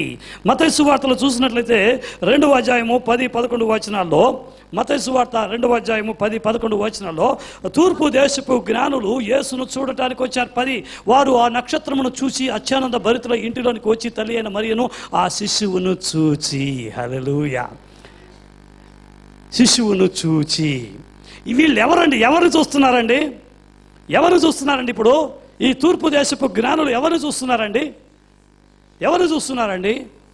శిశువును చూచి అంటే ఎవరిని చూస్తున్నారు? యేసును చూస్తున్నారు. అయితే ఇక్కడ ఆ తల్లి అయినటువంటి మరియను కానీ ఆ తల్లితో ఉన్నటువంటి ప్రభు అయినటువంటి యేసుని కానీ చూడటానికి మునుపు వాళ్ళు ఎక్కడికి వెళ్ళారు అని అడిగినట్లయితే అదే మత్తయి సువార్త 2వ అధ్యాయం 2వ వచనంలో చూసినట్లయితే హేరోదు మహారాజు నివసించే అంతఃపురంలోనికి వెళ్ళారు, రాజభవనంలోనికి వెళ్ళారు. ఎందుకు అంటే యూదుల రాజుగా జన్మించినటువంటి ఆ యేసు ఒక రాజు అంతఃపురంలో జన్మించి ఉంటాడన్న నమ్మకంతో వాళ్ళు అక్కడికి వెళ్ళారు. ఈ రోజు నా ప్రియమైనటువంటి దేవుని బిడ్డలారా జాగ్రత్తగా వినండి. మనము చూడటానికి యేసు నిర్ణయించబడినటువంటి కొండకు వెళ్ళాలి. యేసు ఎక్కడ కనబడతాడో, యేసు ఎక్కడ మనం చూడగలుగుతామో ఒక్కొక్కరికి ఒక్కొక్క చోట యేసు కనబడతాడు. దేవుడు మనము యేసును చూడటానికి మనము నిర్ణయించిన కాదు, మన కొరకు దేవుడు నిర్ణయించినటువంటి కొండ మీదకి వెళ్ళాలి. కొంతమంది వెళ్తారు, అక్కడ పెద్ద బిల్డింగ్ ఉంది, అక్కడ చాలా హంగులు ఆర్భాటాలు ఉన్నాయి, అక్కడ మంచి ఆర్కెస్ట్రా ఉంది, అక్కడ మంచి మ్యూజిక్ ఉంది, అక్కడ మంచి క్వైర్ ఉంది, అక్కడ చాలా చక్కగా ఉంటుంది. అక్కడైతే పాస్టర్ గారు ఇలా అంటే అందరూ డమ్ డమ్ డమ్ డమ్ అని పడిపోతారు. ఇలా లాగితే అలా లాగితే అది జరుగుతుంది అని వేటిలో చూసి అట్రాక్ట్ అయ్యి వెళ్ళిపోతారు. వీళ్ళు జ్ఞానులే. అయితే జ్ఞానులైనప్పటికీ కూడా ఆ జ్ఞానముతో యేసు లేనటువంటి అంతఃపురంలో వెళ్ళి వెతికారు. పెద్ద పెద్ద భవనాల్లో యేసు ఉండడండి, పెద్ద పెద్ద ఆర్భాటాలు కలిగినటువంటి చోట యేసు ఉండడండి. యేసు ఎక్కడ మనకు కనబడతాడంటే మన కొరకు నిర్ణయించబడినటువంటి పర్వతములో యేసు మనకు కనబడతాడు. హల్లెలూయా. అక్కడ ఒకవేళ ఉన్నాడేమో, అక్కడ చూడటానికి దేవుడు నిన్ను అక్కడికి తీసుకెళ్ళా. నిన్ను చూడటానికి, నీవు యేసును చూడటానికి దేవుడు ఒక పర్వతాన్ని నిర్ణయించాడు. హల్లెలూయా. వీళ్ళు జ్ఞానులే. అజ్ఞానంతో యేసుని వెతకకూడనటువంటి చోట వెతికారు, యేసు ఉండనటువంటి చోట వెతికారు, యేసు లేనటువంటి చోటకు వెళ్ళారు. అయితే దేవుని ఆత్మ వారిని సరిగ్గా నడిపించింది. మీలో కూడా చాలామంది యేసు మిమ్మల్ని లేక మీరు యేసును చూడాలన్నటువంటి నిర్ణయాలు మీకున్నా ఒక్కోసారి మనం దారి తప్పి ఎక్కడికో వెళ్తాం. అయితే దేవుడి ఆత్మ పర్ఫెక్ట్గా మరలా దేవుడు నేను ఎక్కడికి తీసుకురావాలో అక్కడికే తీసుకొస్తాడు. ఏమేన్ చేతులు పైకెత్తి అటు అనుభవం కలిగిన వారు ఒకసారి చప్పట్లు కొట్టి దేవుని భయపడి హల్లెలూయా. వాళ్ళు రాంగ్ అడ్రస్లో వెళ్ళి వెతికారు, రాంగ్ అడ్రస్కి వెళ్ళిపోయారు. రాంగ్ అడ్రస్లో వెళ్ళి వెతికితే ఏం కనబడుతుంది చెప్పండి? దేవుని ఎక్కడ వెతకాలంటే, ఏ సంఘంలో వెతకాలంటే దేవుడు నిన్ను నిర్ణయించినటువంటి సంఘములో. ఆ సంఘం ఏమై ఉండాలంటే సత్యమును ప్రకటించే సంఘమై ఉండాలి, సత్యమును ప్రకటించే సంఘమై ఉండాలి, ఉన్నది ఉన్నట్టు తెలియజెప్పే సంఘమై ఉండాలి. ఒక మాట కలిపి కానీ ఒక మాట తీసివేసి కానీ కాక దేవుని వాక్యం ఏమి చెబుతుందో ఆ వాక్యాన్ని ఉన్నది ఉన్నట్టు నీకు నేర్పించే సంఘమై ఉండాలి. సత్యమైనటువంటి దేవుని, నువ్వు సరి అయినటువంటి దేవుని సరి అయినటువంటి చోట, సత్యము ప్రకటించే చోట నువ్వు ఆయన్ని చూడవలసి ఉన్నది. హల్లెలూయా. సరి అయినటువంటి చోటకి వెళ్తే సరి అయిన పనులే చేస్తావు. ఆ జ్ఞానులు మొదట తప్పు చేసినా తర్వాత అక్కడికి వచ్చిన తర్వాత ఏం చేశారు? అక్కడ 10-11 వచనాలు ఇందాక చదువుకున్నాం. అక్కడ ఏమన్నా తల్లి అయిన మరియా ఉంది, యేసు ఉన్నారు. ఎవరిని చూశారండి? ఎవరికి సాగిలపడ్డారండి? యేసుకు సాగిలపడ్డారు. హల్లెలూయా. ఎవరికి సాగిలపడ్డారండి? వాళ్ళు మరియమ్మకు నమస్కారం చేయాలి. వాళ్ళు ఎవరికి నమస్కారం పెట్టారు? యేసుకు నమస్కారం పెట్టారు. చాలామంది గుణదల కొండకి వెళ్ళిపోతుంటారు, వేళాంగణికి వెళ్ళిపోతారు. మంచి పెంతెకోస్తు విశ్వాసంలో ఉండేవాళ్ళు కూడా గుణదల కొండకైతే బాగోదు అనుకుని వేళాంగణికి వెళ్తారు. తమిళనాడు రాష్ట్రంలో ప్రభు అయిన యేసుకు జన్మనిచ్చి ఆవిడ జన్మ స్త్రీలలో ఆవిడ ధన్యురాలుగా ఎంచబడిందే కానీ ఆవిడకేం ధన్యత గొప్పతనం లేదు. ఆవిడకు ఒక ఆధిక్యత యేసుక్రీస్తు ప్రభువు వారికి జన్మనివ్వటం వల్ల అంతే. అయితే ఆవిడకి నమస్కరించవలసినటువంటి అవసరమో లేదు. హల్లెలూయా. నా ప్రియమైన దేవుని బిడ్డలారా, చక్కగా చూసినట్లయితే ప్రకటన గ్రంథం 19వ అధ్యాయం చూస్తే, ప్రకటన గ్రంథం 19వ అధ్యాయం 13వ వచనంలో 19-13 రెవల్యూషన్ చాప్టర్ 19:13 రక్తములో ముంచబడిన వస్త్రము ఆయన ధరించుకొని ఉండెను. రక్తములో ముంచబడినటువంటి వస్త్రము ఆయన ధరించుకొని ఉండెను. మరియు దేవుని వాక్యము అను నామము. హల్లెలూయా. ఆయనకి ఏం పేరంట? దేవుని వాక్యం. ఆయనకి ఏం పేరట? ఆయన పేరేంటండి? ఆయన పేరేంటండి? ఆయన పేరేంటండి? యేసు దేవుని పేరేంటండి? కొండ మీద ఉన్నటువంటి దేవుని పేరేంటండి? పర్వతంలో ఉన్నటువంటి దేవుని పేరేంటండి? సంఘములో ఉన్నటువంటి దేవుని పేరేంటండి? దేవుని వాక్యము. హల్లెలూయా. అదే యోహాను సువార్త 1వ అధ్యాయము 1వ వచనం ఈ విధంగా సెలవిస్తుంది. ఆది యందు వాక్యం ఉండెను, వాక్యమే ఆ దేవుని, ఆ వాక్య రూపైనటువంటి దేవుని, వాక్యమైనటువంటి దేవుని దేవాలయంలోకి వచ్చినప్పుడు నువ్వు చూడాలి. హల్లెలూయా. నువ్వు ఎవరిని చూడాలండి? దేవుని వాక్యమును నామధేయము కలిగినటువంటి దేవుని చూడాలి. దైవ సేవకుడు ప్రకటించే దేవుని వాక్యాన్ని చూడాలి. దేవుని వాక్యములో దేవుని నువ్వు చూడాలి. దేవుని వాక్యములో దేవుని నువ్వు చూడగలిగితే నీకు గొప్ప క్షేమం, ఆశీర్వాదం, అభివృద్ధి, ఎదుగుదల. హల్లెలూయా. సంఘములకు ఎందుకు రావాలండి? మనము ఎందుకు రావాలండి? సరి అయిన వాక్యము బోధించే సంఘములో, సరి అయిన వాక్యాన్ని నేర్పించే సంఘములో, సరి అయినటువంటి కార్యము తెలియజెప్పే సంఘములో మనం యేసును చూడగలుగుతాం. హల్లెలూయా.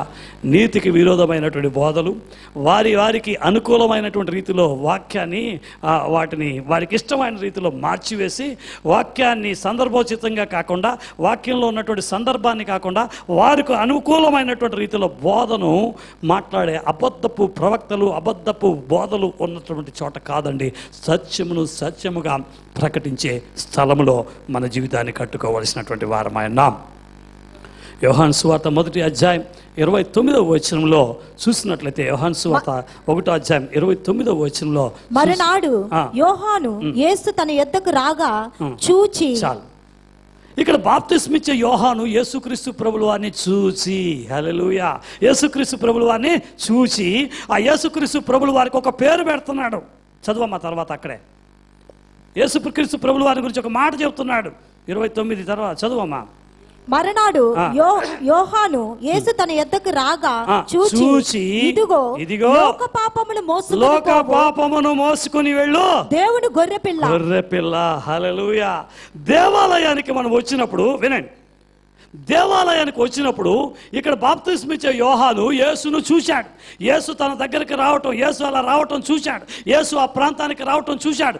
ఇక్కడ కూడా దేవుని యొక్క పర్వతానికి, దేవుడు నిర్ణయించినటువంటి కొండ మీదకు, దేవుని సంఘములోనికి మనం వచ్చినప్పుడు యేసుని మొట్టమొదటిగా చదువుకున్నటువంటి 17వ వచనము, యేసు శిష్యులు ఆయనను చూసి అన్న మాట మర్చిపోకండి. సంఘములో యేసుని మనం చూసినప్పుడు బాప్తిస్మిచ్చే యోహాను యేసును చూసి ఏమంటున్నాడంటే, ఇదిగో సకల లోక పాపమును మోసుకొని వెళ్ళు దేవుని గొర్రె పిల్ల. నీవు నేను మనము చూస్తున్నటువంటి ఆ యేసు ఎవరు అంటే, ఈ దేవాలయంలోనికి వచ్చినప్పుడు, ఈ సంఘములోనికి వచ్చినప్పుడు, ఈ కొండ మీదకి వచ్చినప్పుడు, ఈ నిర్ణయించబడినటువంటి కొండ మీదకి వచ్చినప్పుడు, ఈ నిర్ణయించబడినటువంటి కొండలో యేసును చూసినప్పుడు ఆ యేసు ఏం చేస్తాడంటే, లోక పాపమును మోసుకుని వెళ్ళు దేవుని గొర్రె పిల్లగా నీలోను, నాలోను, మనలోను ఉన్నటువంటి సమస్త పాపములను ఆయన మనలో నుండి వేరు చేసి మనకు గొప్ప విడుదల కలుగు చేసే దేవుడు అన్నాడు. లోక పాపమును మోసుకుని వెళ్ళే దేవుని గొర్రె పిల్లను సంఘములో మనం చూడగలుగుతాం, పర్వతములో మనం చూడగలుగుతాం, దేవుని యొక్క సంఘములో, దేవుడు నిర్ణయించినటువంటి సంఘములో మనం చూడగలుగుతాం. చేతుల పైకి తోసారి దేవునికి స్తోత్రం. మీకు ఎంతమందికి అర్థమవుతుందో నాకు తెలియదు. ఎంతకు మించి వివరించడానికి నాకు దేవుడు ఇచ్చిన జ్ఞానం ఇంతే. ఆర్ యు ఫాలోయింగ్ మీ? అర్థమైతే ఒకసారి చేతుల పైకి దేవుని కూర్చున్నటువంటి నీవు, రక్షించబడినట్టు నీవు, బాప్తిజం తీసుకున్నట్టు నీవు, మరి కొద్ది నిమిషాల్లో బల్ల తీసుకోబోతున్నట్టు నీవు చాలా పరిశుద్ధమైన జీవితం జీవిస్తున్నాను అనుకోవద్దు. అయితే పరిశుద్ధమైన జీవితం జీవించడానికి మనం సిద్ధపడి కూడా అనేక సందర్భాల్లో లోకంలోను, పాపంలోను, దుమ్ము ధూళి ఏ విధంగా అయితే మానవ జీవితంలో అంటుకుంటుందో, కొన్ని మాలిన్యాలు మన జీవితంలోకి వచ్చినప్పుడు, నిర్ణయించబడినటువంటి కొండ మీదకి వచ్చినప్పుడు వాటి అన్నిటిలో నుండి దేవుడు ప్రక్షాళన గావించి మనం శుద్ధీకరించే దేవుడు అయినాడు. చేతుల పైకితో దేవునికి స్తోత్రం. నిర్ణయించబడిన కొండలో దేవుడు మాట్లాడతాడు.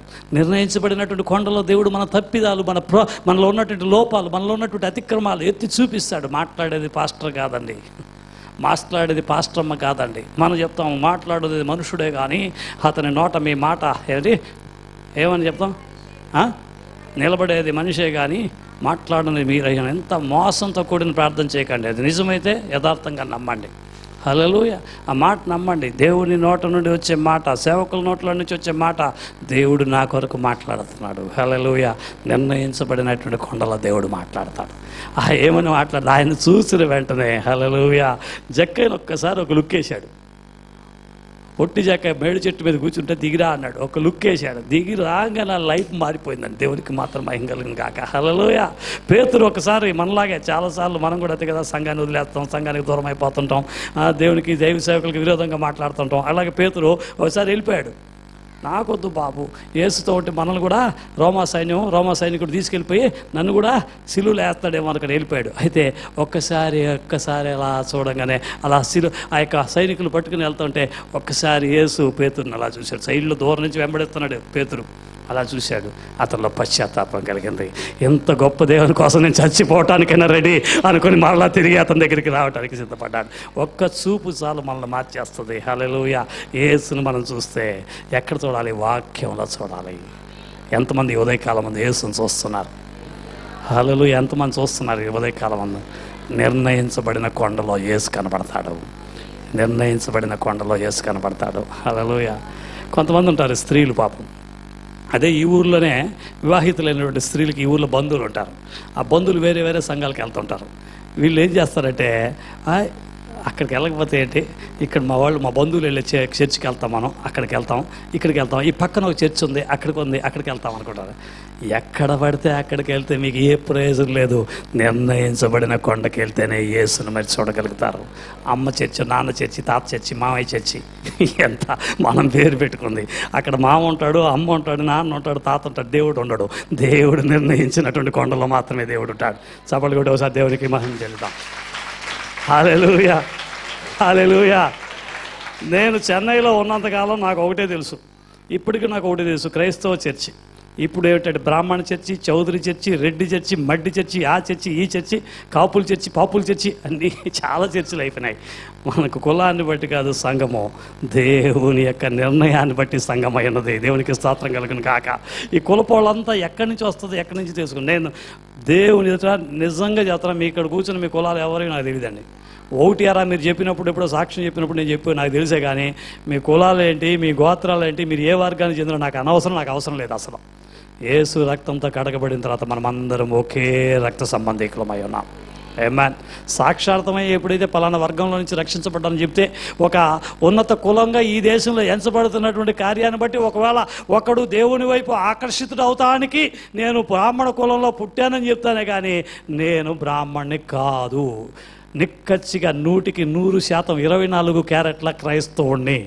దేవునికి స్తోత్రం కలుగును గాక. హల్లెలూయా. ఈ రోజున కులాలను బట్టి సంఘాలు వాటి వల్ల ఏమైనా వస్తుందనుకుంటారు, ఏ రాదు. నిర్ణయించబడిన కొండలో ఉన్నప్పుడే మనకు క్షేమం. యేసును మనం చూడగలుగుతాం. హల్లెలూయా. నా ప్రియమైనటువంటి దేవుని బిడ్డలారా, లోక పాపముల కొరకు ఆయన మన కొరకు మరణించాడు. మనం ఈరోజు ఒక తీర్మానం చేసుకోవాల్సిన వారమైనాం. సంఘంలో యేసుని చూచి, హల్లెలూయా, వారు నిర్ణయించబడినటువంటి కొండలో వారు ఆయనను చూచి. నువ్వు వాక్యంలో యేసుని చూస్తున్నావా? నేను ప్రశ్నిస్తున్నాడు దేవుడు. వాక్యంలో యేసును చూస్తున్నావా? వాక్యమును నామధేయము కలిగినటువంటి యేసును నువ్వు చూస్తున్నావా? యేసు నీతో మాట్లాడుతుంటే ఆయన మాటకు నువ్వు లోపడుతున్నావా అన్నది చాలా ప్రాముఖ్యమైనటువంటి విషయం.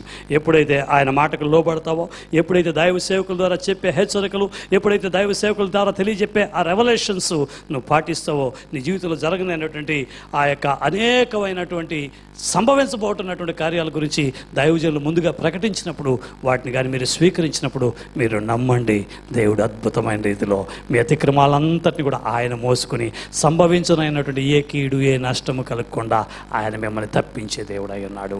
ఆమేన్. హల్లెలూయా. దేవుడి వాక్యాన్ని వింటున్నామా? యేసును వాక్యంలో చూడగలుగుతున్నామా? దైవ సేవకులు చెప్పే మాట అది నా క్షేమం కొరకు, నా కుటుంబ క్షేమం కొరకు అనుకుంటున్నామా? లేకపోతే ఆ సేవకుల మీద కక్ష కట్టుతున్నామా? ఒక మాట అడుగుతాను, మీరు కక్ష కడితే మాకేమైనా జరుగుతుంది చెప్పండి? ఏం జరుగుతుంది? మాకు ఏం జరగదు.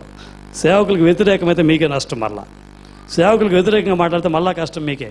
మాకు మాకు భయం, బాధ ఏంటంటే పాపం మరలా మా బిడ్డలు వీళ్ళు కష్టపడుతున్నారు, వీళ్ళ కోసం మరలా మేము తాపత్రయపడవలసినటువంటి వారమైనాం. సంఘంలో ఎవరిని చూడాలండి? చెప్పండి అందరిలో తెచ్చి.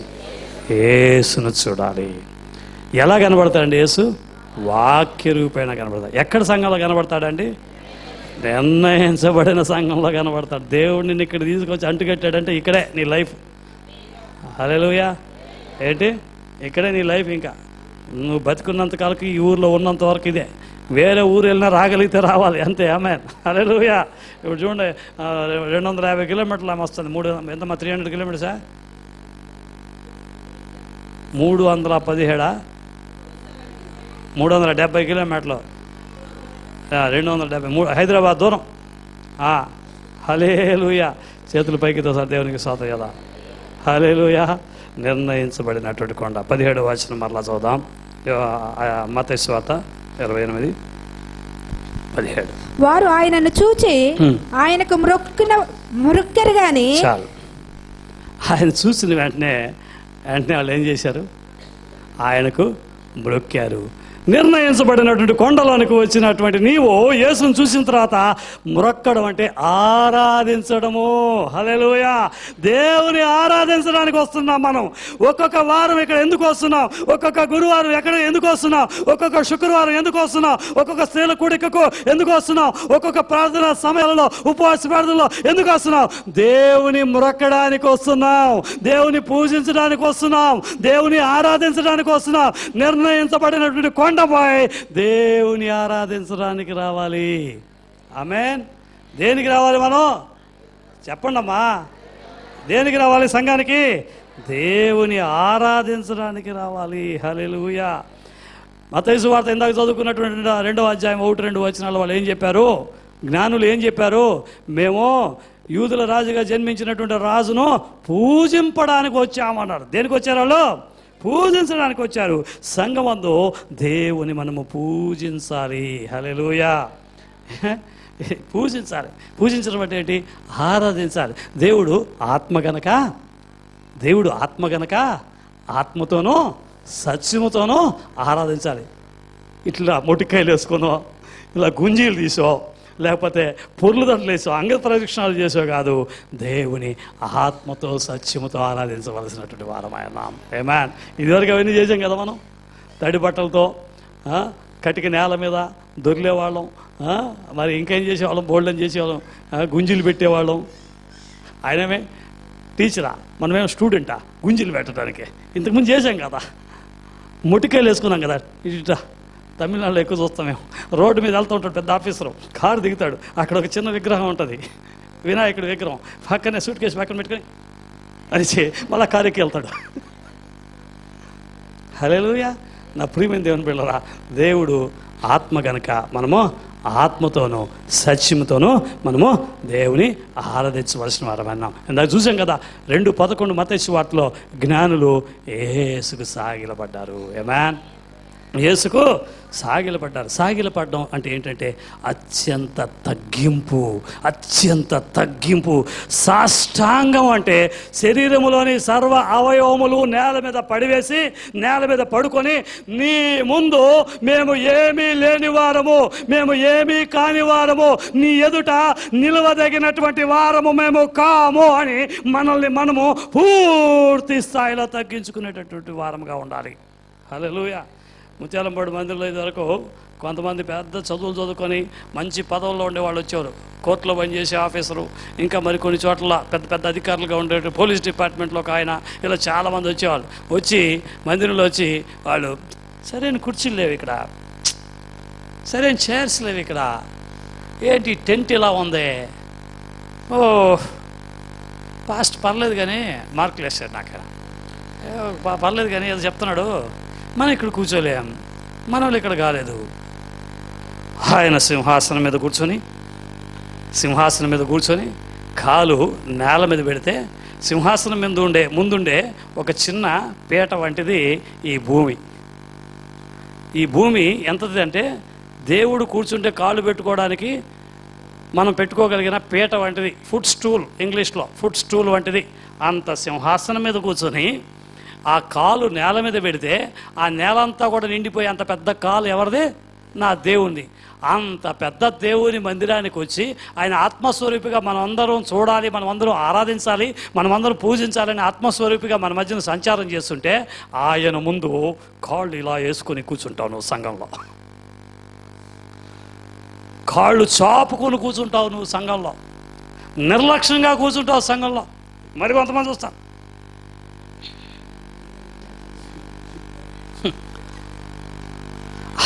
ఎవరు ఆయన ఈ భూమి అంతా కూడా ఆయన అడుగు పెడితే నిండిపోయే ఒక అంతటి కేవలమైన భూమిలో, ఆయన పాదాల కింద ఉన్నటువంటి భూమిలో నివసిస్తున్న ప్రజలమైనటువంటి మనము అత్యంత ఉన్నతమైన సింహాసనం మీద కూర్చుండే దేవుడు నిన్ను కలుసుకోవాలని, నిన్ను చూడాలని కాదు, నీకు ఒక అవకాశం ఇవ్వాలని ఆయన ఆ స్థితిని విడిచి ఈ స్థితికి ఇక్కడికి వస్తే ఆయన ఎదుట నువ్వు ఎలా కూర్చుంటావు?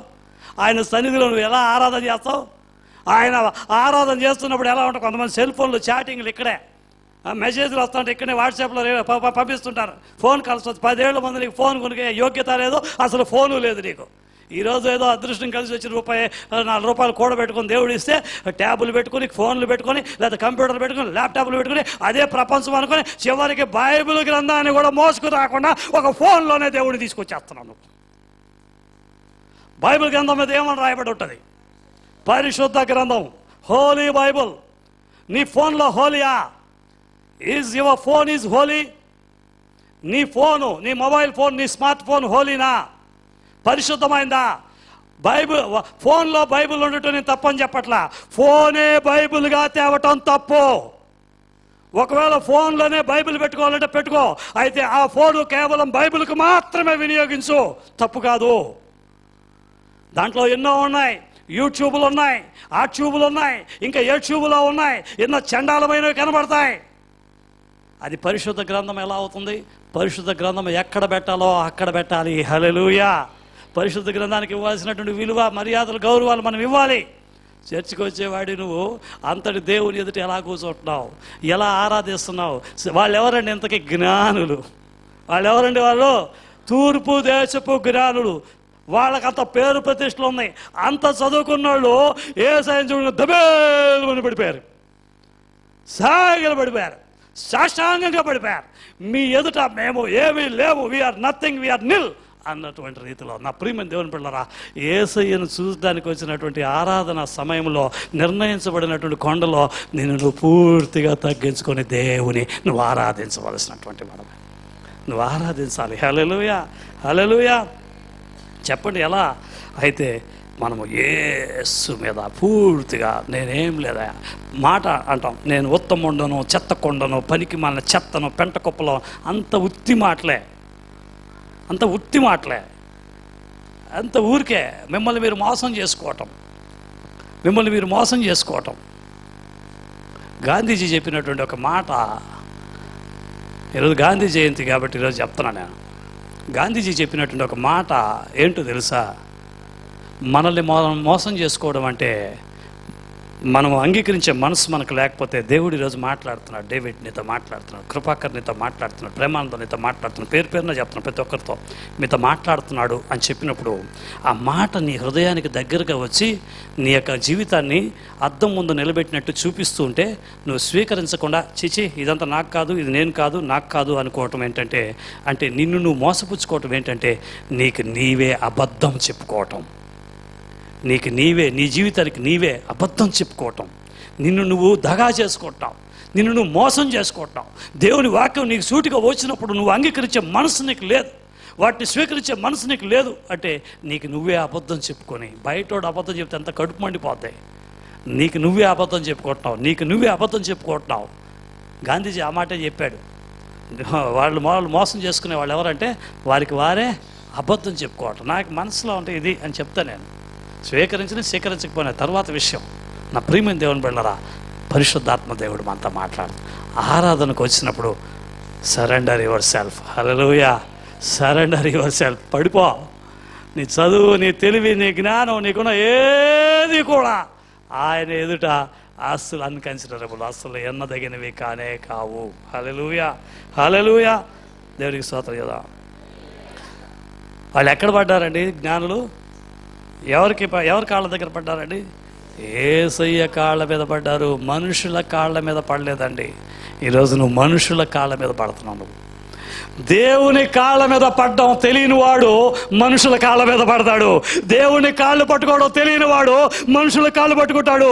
దేవుని ఆరాధించడం తెలియని వాడు తన అవసరతల కొరకు మనుషుల దగ్గరికి వెళ్ళి కాళ్ళ వేళ ప్రాధాయపడి నాకు చేయండి, నా బిడ్డలకి చేయండి, నా కుటుంబానికి చేయండి అని ఎవరెవరినో చేతులు కాళ్ళు పట్టుకునే పరిస్థితి వస్తుంది. అయితే యేసు కాళ్ళు పట్టుకోవడం నువ్వు నేర్చుకుంటే, నిర్ణయించబడినటువంటి కొండ మీద యేసు కాళ్ళు పట్టుకోవడం నువ్వు నేర్చుకుంటే, నిర్ణయించబడినటువంటి సంఘములో యేసయ్యను ఆరాధించడం నువ్వు నేర్చుకుంటే, లోకంలో ఏ మనుషుడి కాళ్ళు పట్టుకునే అవసరత రానే రాదండి. హల్లెలూయా. నేను అనేక సార్లు చెప్పే ఒక మాట ఏంటంటే, ఒక భక్తుడు అంటాడు, నా జీవితంలో అత్యున్నతమైనటువంటి స్థలము నేను రీచ్ అయిన, the highest place in my life which I reached, నేను చేరుకున్నటువంటి అత్యున్నతమైనటువంటి స్థలము ఏదంటే నా దేవుని పాదాలు. హల్లెలూయా. మన జీవితంలో మనం యేసయ్య పాదాలు పట్టుకోవడం నేర్చుకుంటే లోకంలో ఏ ఒక్కడి కాళ్ళు పట్టుకునే అవసరత మనకు రానే రాదు. హల్లెలూయా. ఆత్మదేవుడు మీతో మాట్లాడుతున్నాడు. ఎందుకండి కొంతమందితో స్నేహం మీకు? ఎందుకండి మీతో కొంతమందితో పరిచయము? ఎందుకండి కొంతమంది మనుషులు మీరు వదులుకోలేకపోతున్నారు? వాడు ద్రోహం చేస్తున్నాడని తెలుసు, వాడు పాపం చేస్తున్నాడని తెలుసు, వాడు దేవునికి విరోధంగా ప్రవర్తిస్తున్నాడని తెలుసు, సంఘాన్ని పాడు చేస్తున్నాడని తెలుసు. ఎవరినో కాదు, సాక్షాత్తు నిన్ను పాడు చేస్తున్నాడు, నీ ఆత్మీయ జీవితాన్ని పాడు చేస్తున్నాడు. ఒకప్పుడు నీ జీవితాన్ని ఎలా నాశనం చేశాడో ఆమె గురించి, అతని గురించి నీకు బాగా తెలుసు. అయినా ఎందుకంటే నీవు వాళ్ళతో సహవాసం? ఎందుకంటే యేసయ్యను సరిగ్గా ఆరాధించడం నీకు తెలియదు కాబట్టి, యేసయ్యను నీకు నిర్ణయించినటువంటి కొండలో ఆరాధించడం తెలియదు కాబట్టి, యేసయ్య పాదాలు పట్టుకోవడం నీకు చేత కాదు కాబట్టి, ఎప్పుడైనా ఈ మనుషుడు నీకు ఏదైనా హెల్ప్ చేయకపోతాడా అని వాళ్ళ కాళ్ళు పట్టుకుంటున్నావు. మేము ధైర్యంగా చెప్పగలమండి, రక్షించబడి 20 సంవత్సరాలైంది. ఒక్క అన్యుడు ఇంటికి కానీ, లేక ఒక్కడు ఒకప్పుడు మమ్మల్ని వేలెత్తి చూపించిన వారి దగ్గరికి కానీ, ఇన్ని సంవత్సరాల క్రైస్తవ జీవితంలో ఒక పూటకు అన్నానికి లేని రోజుల్లో కానీ, నేటి వరకు కానీ ఒక వ్యక్తి దగ్గరికి వెళ్ళి చేతులు చాపలేదు, ఒక వ్యక్తి దగ్గరికి వెళ్ళి చేతులు పట్టుకోలేదు, ఒక వ్యక్తి యొక్క కాళ్ళ మీద పడను లేదు. దేవుడు దీనికి సాక్షి అయి ఉన్నాడు. హల్లెలూయా. సరి అయిన దేవుణ్ణి సరి అయిన పద్ధతిలో ఆయన నిర్ణయించబడినటువంటి కొండ మీద ఆరాధించటం నీకు చేతనైతే, మొక్కడం నీకు చేతనైతే, నీవు ఎవరి కాళ్ళు పట్టుకునే అవసరత నా దేవుడు నీ జీవితంలో అనుమతించడు. హల్లెలూయా. ఎవరి దగ్గరికి వెళ్ళి ప్రాధేయపడాల్సిన అవసరం లేదండి. ఎవరి దగ్గరికి వెళ్ళి ఎక్కడికో వెళ్ళి చేయి చాపాల్సిన అవసరమే లేదండి. అన్నిటినీ దేవుడు మన చేతులకు అందిస్తాడు, తీసుకొచ్చి ఇస్తాడు, బలవంతంగా పెడతాడు, చేతికిస్తాడు బలవంతంగా. ఆమేన్. చేతులు పైకితో సార్ మనసారి దేవునికి స్తోత్రం. హల్లెలూయా. వీళ్ళు ఏం చేశారు? హల్లెలూయా. వీళ్ళు ఏం చేశారు? మీకు విషయం చెప్పనా? పాస్టమ్మ గారికి వాళ్ళ అన్నయ్య ఫోన్ చేశాడు ఒక నెల రోజులుగా. నా మొబైల్ ఫోన్ వెళ్ళి కింద చూడండి, కాల్ లాగ్స్లో నిన్న కూడా బెంగళూరు నుంచి ఒక కాల్ వచ్చింది. బావమరిది ఫోన్ చేశాడు, రెండో బావమరిది, మిలిటరీలో ఆఫీసరు, బెంగళూరులో సెటిల్ అయిపోయాడు. ఇప్పుడు ఫ్యామిలీ అంతా అక్కడే ఉంది. పాస్టర్ వాళ్ళ తల్లి గారికి బోల్డ్ అంత ఆస్తిపాస్తులు, నగలు గట్రా ఉన్నాయి. మేము వీళ్ళిద్దరు అమ్మాయిలు, నగలంతా అమ్మాయికే, 2 అమ్మాయిలు పంచుకోవాలని చెప్పారు. నగలంతా 2 అమ్మాయిలకే అన్నారు. పాస్టర్ గారు, నాకు నగలక్కలేదు, నా దేవుడు నాకు బంగారం అని. పెద్ద ఆమె ఇంకొక అక్క ఉంది పాస్టర్ గారికి, అక్కని తీసుకోని. ఆమె నా భర్త నాకు బోల్డ్ అని సంపాదించి పెట్టాడు, నాకు అక్కర్లేదు.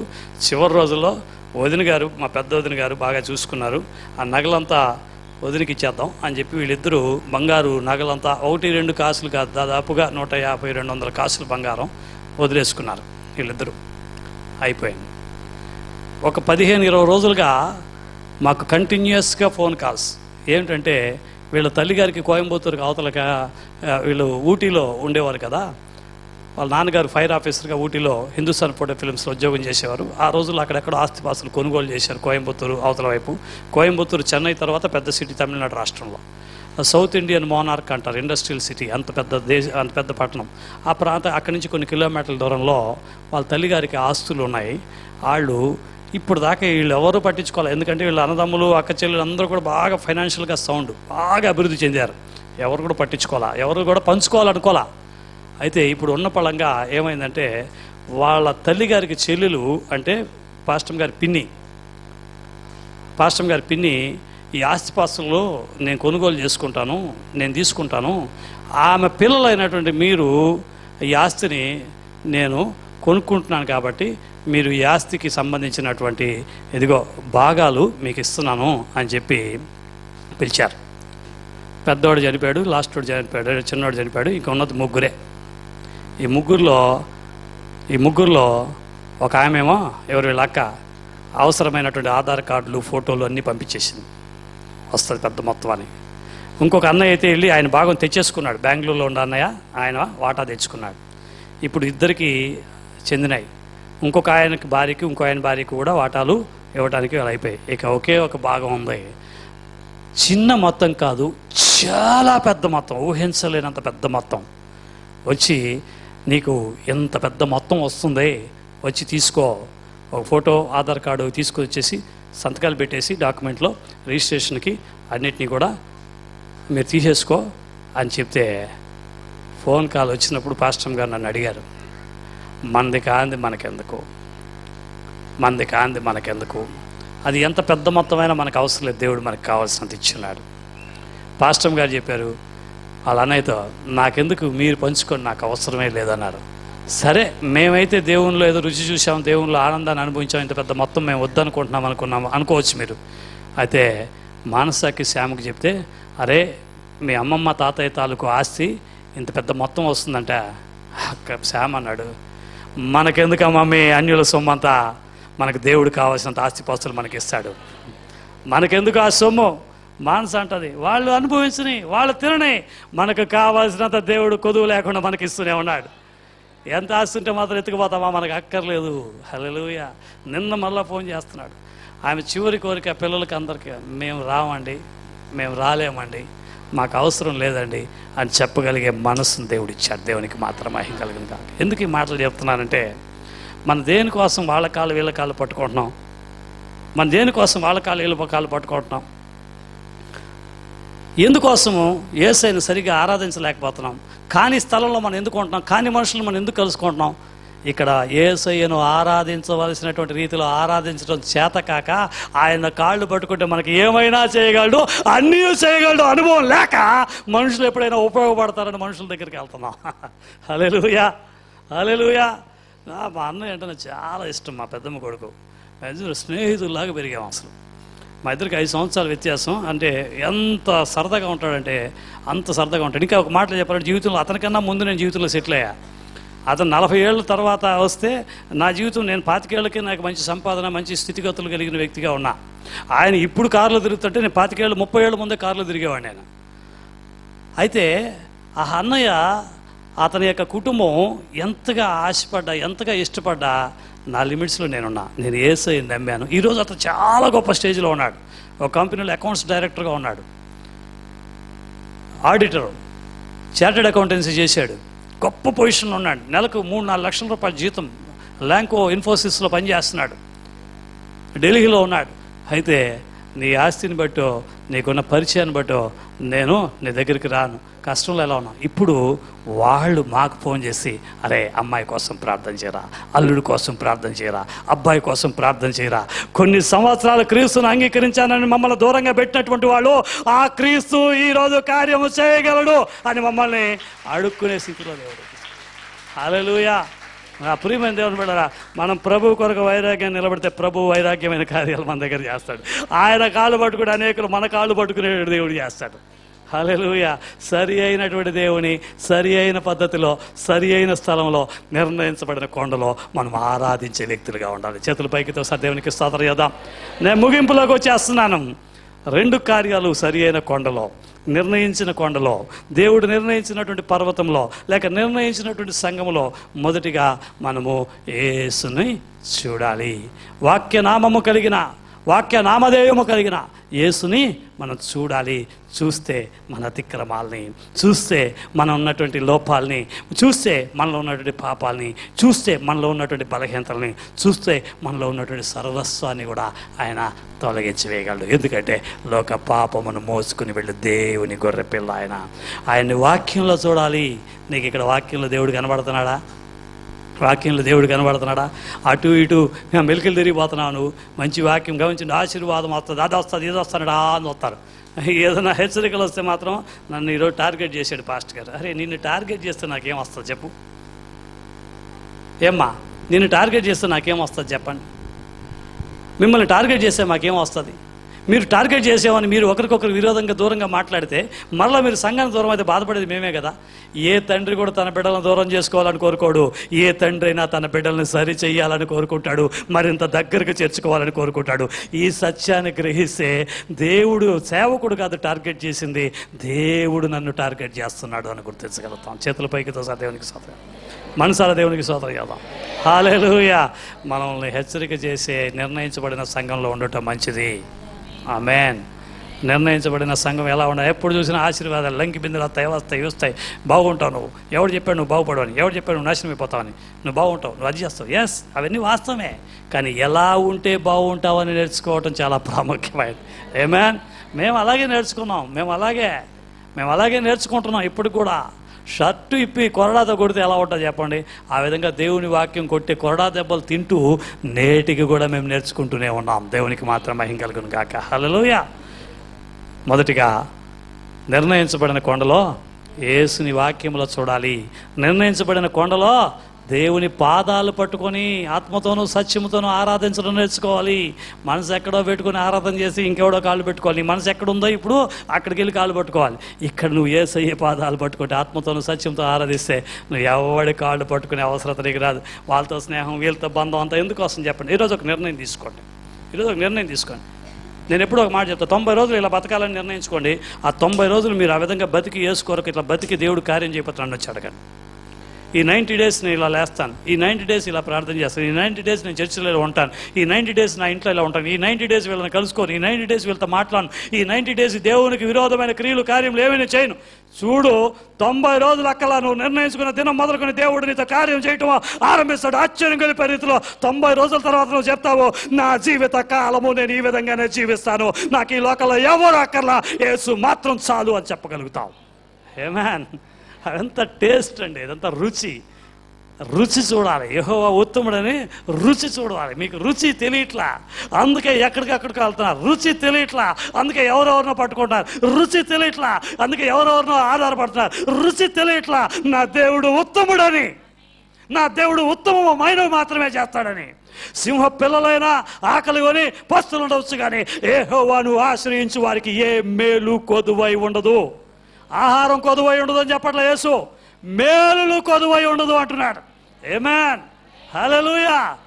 వెతకడం నేర్చుకోండి, ఆరాధించడం నేర్చుకోండి. నిర్ణయించబడిన కొండలో హల్లెలూయా. ఎక్కడ పడితే ఇక్కడ రూపాయి పారేసుకుని ఎక్కడ పోయి వెతికితే దొరుకుతుందా? ఎక్కడ పడిపోయావు అక్కడ వెతకాలి. హల్లెలూయా. ముగింపులోకి వస్తున్నాను. 18వ వచనం. అయితే యేసు వారి యొద్దకు వచ్చి పరలోకమందును భూమి మీదను నాకు మొట్టమొదటిగా ఏం చూసాం?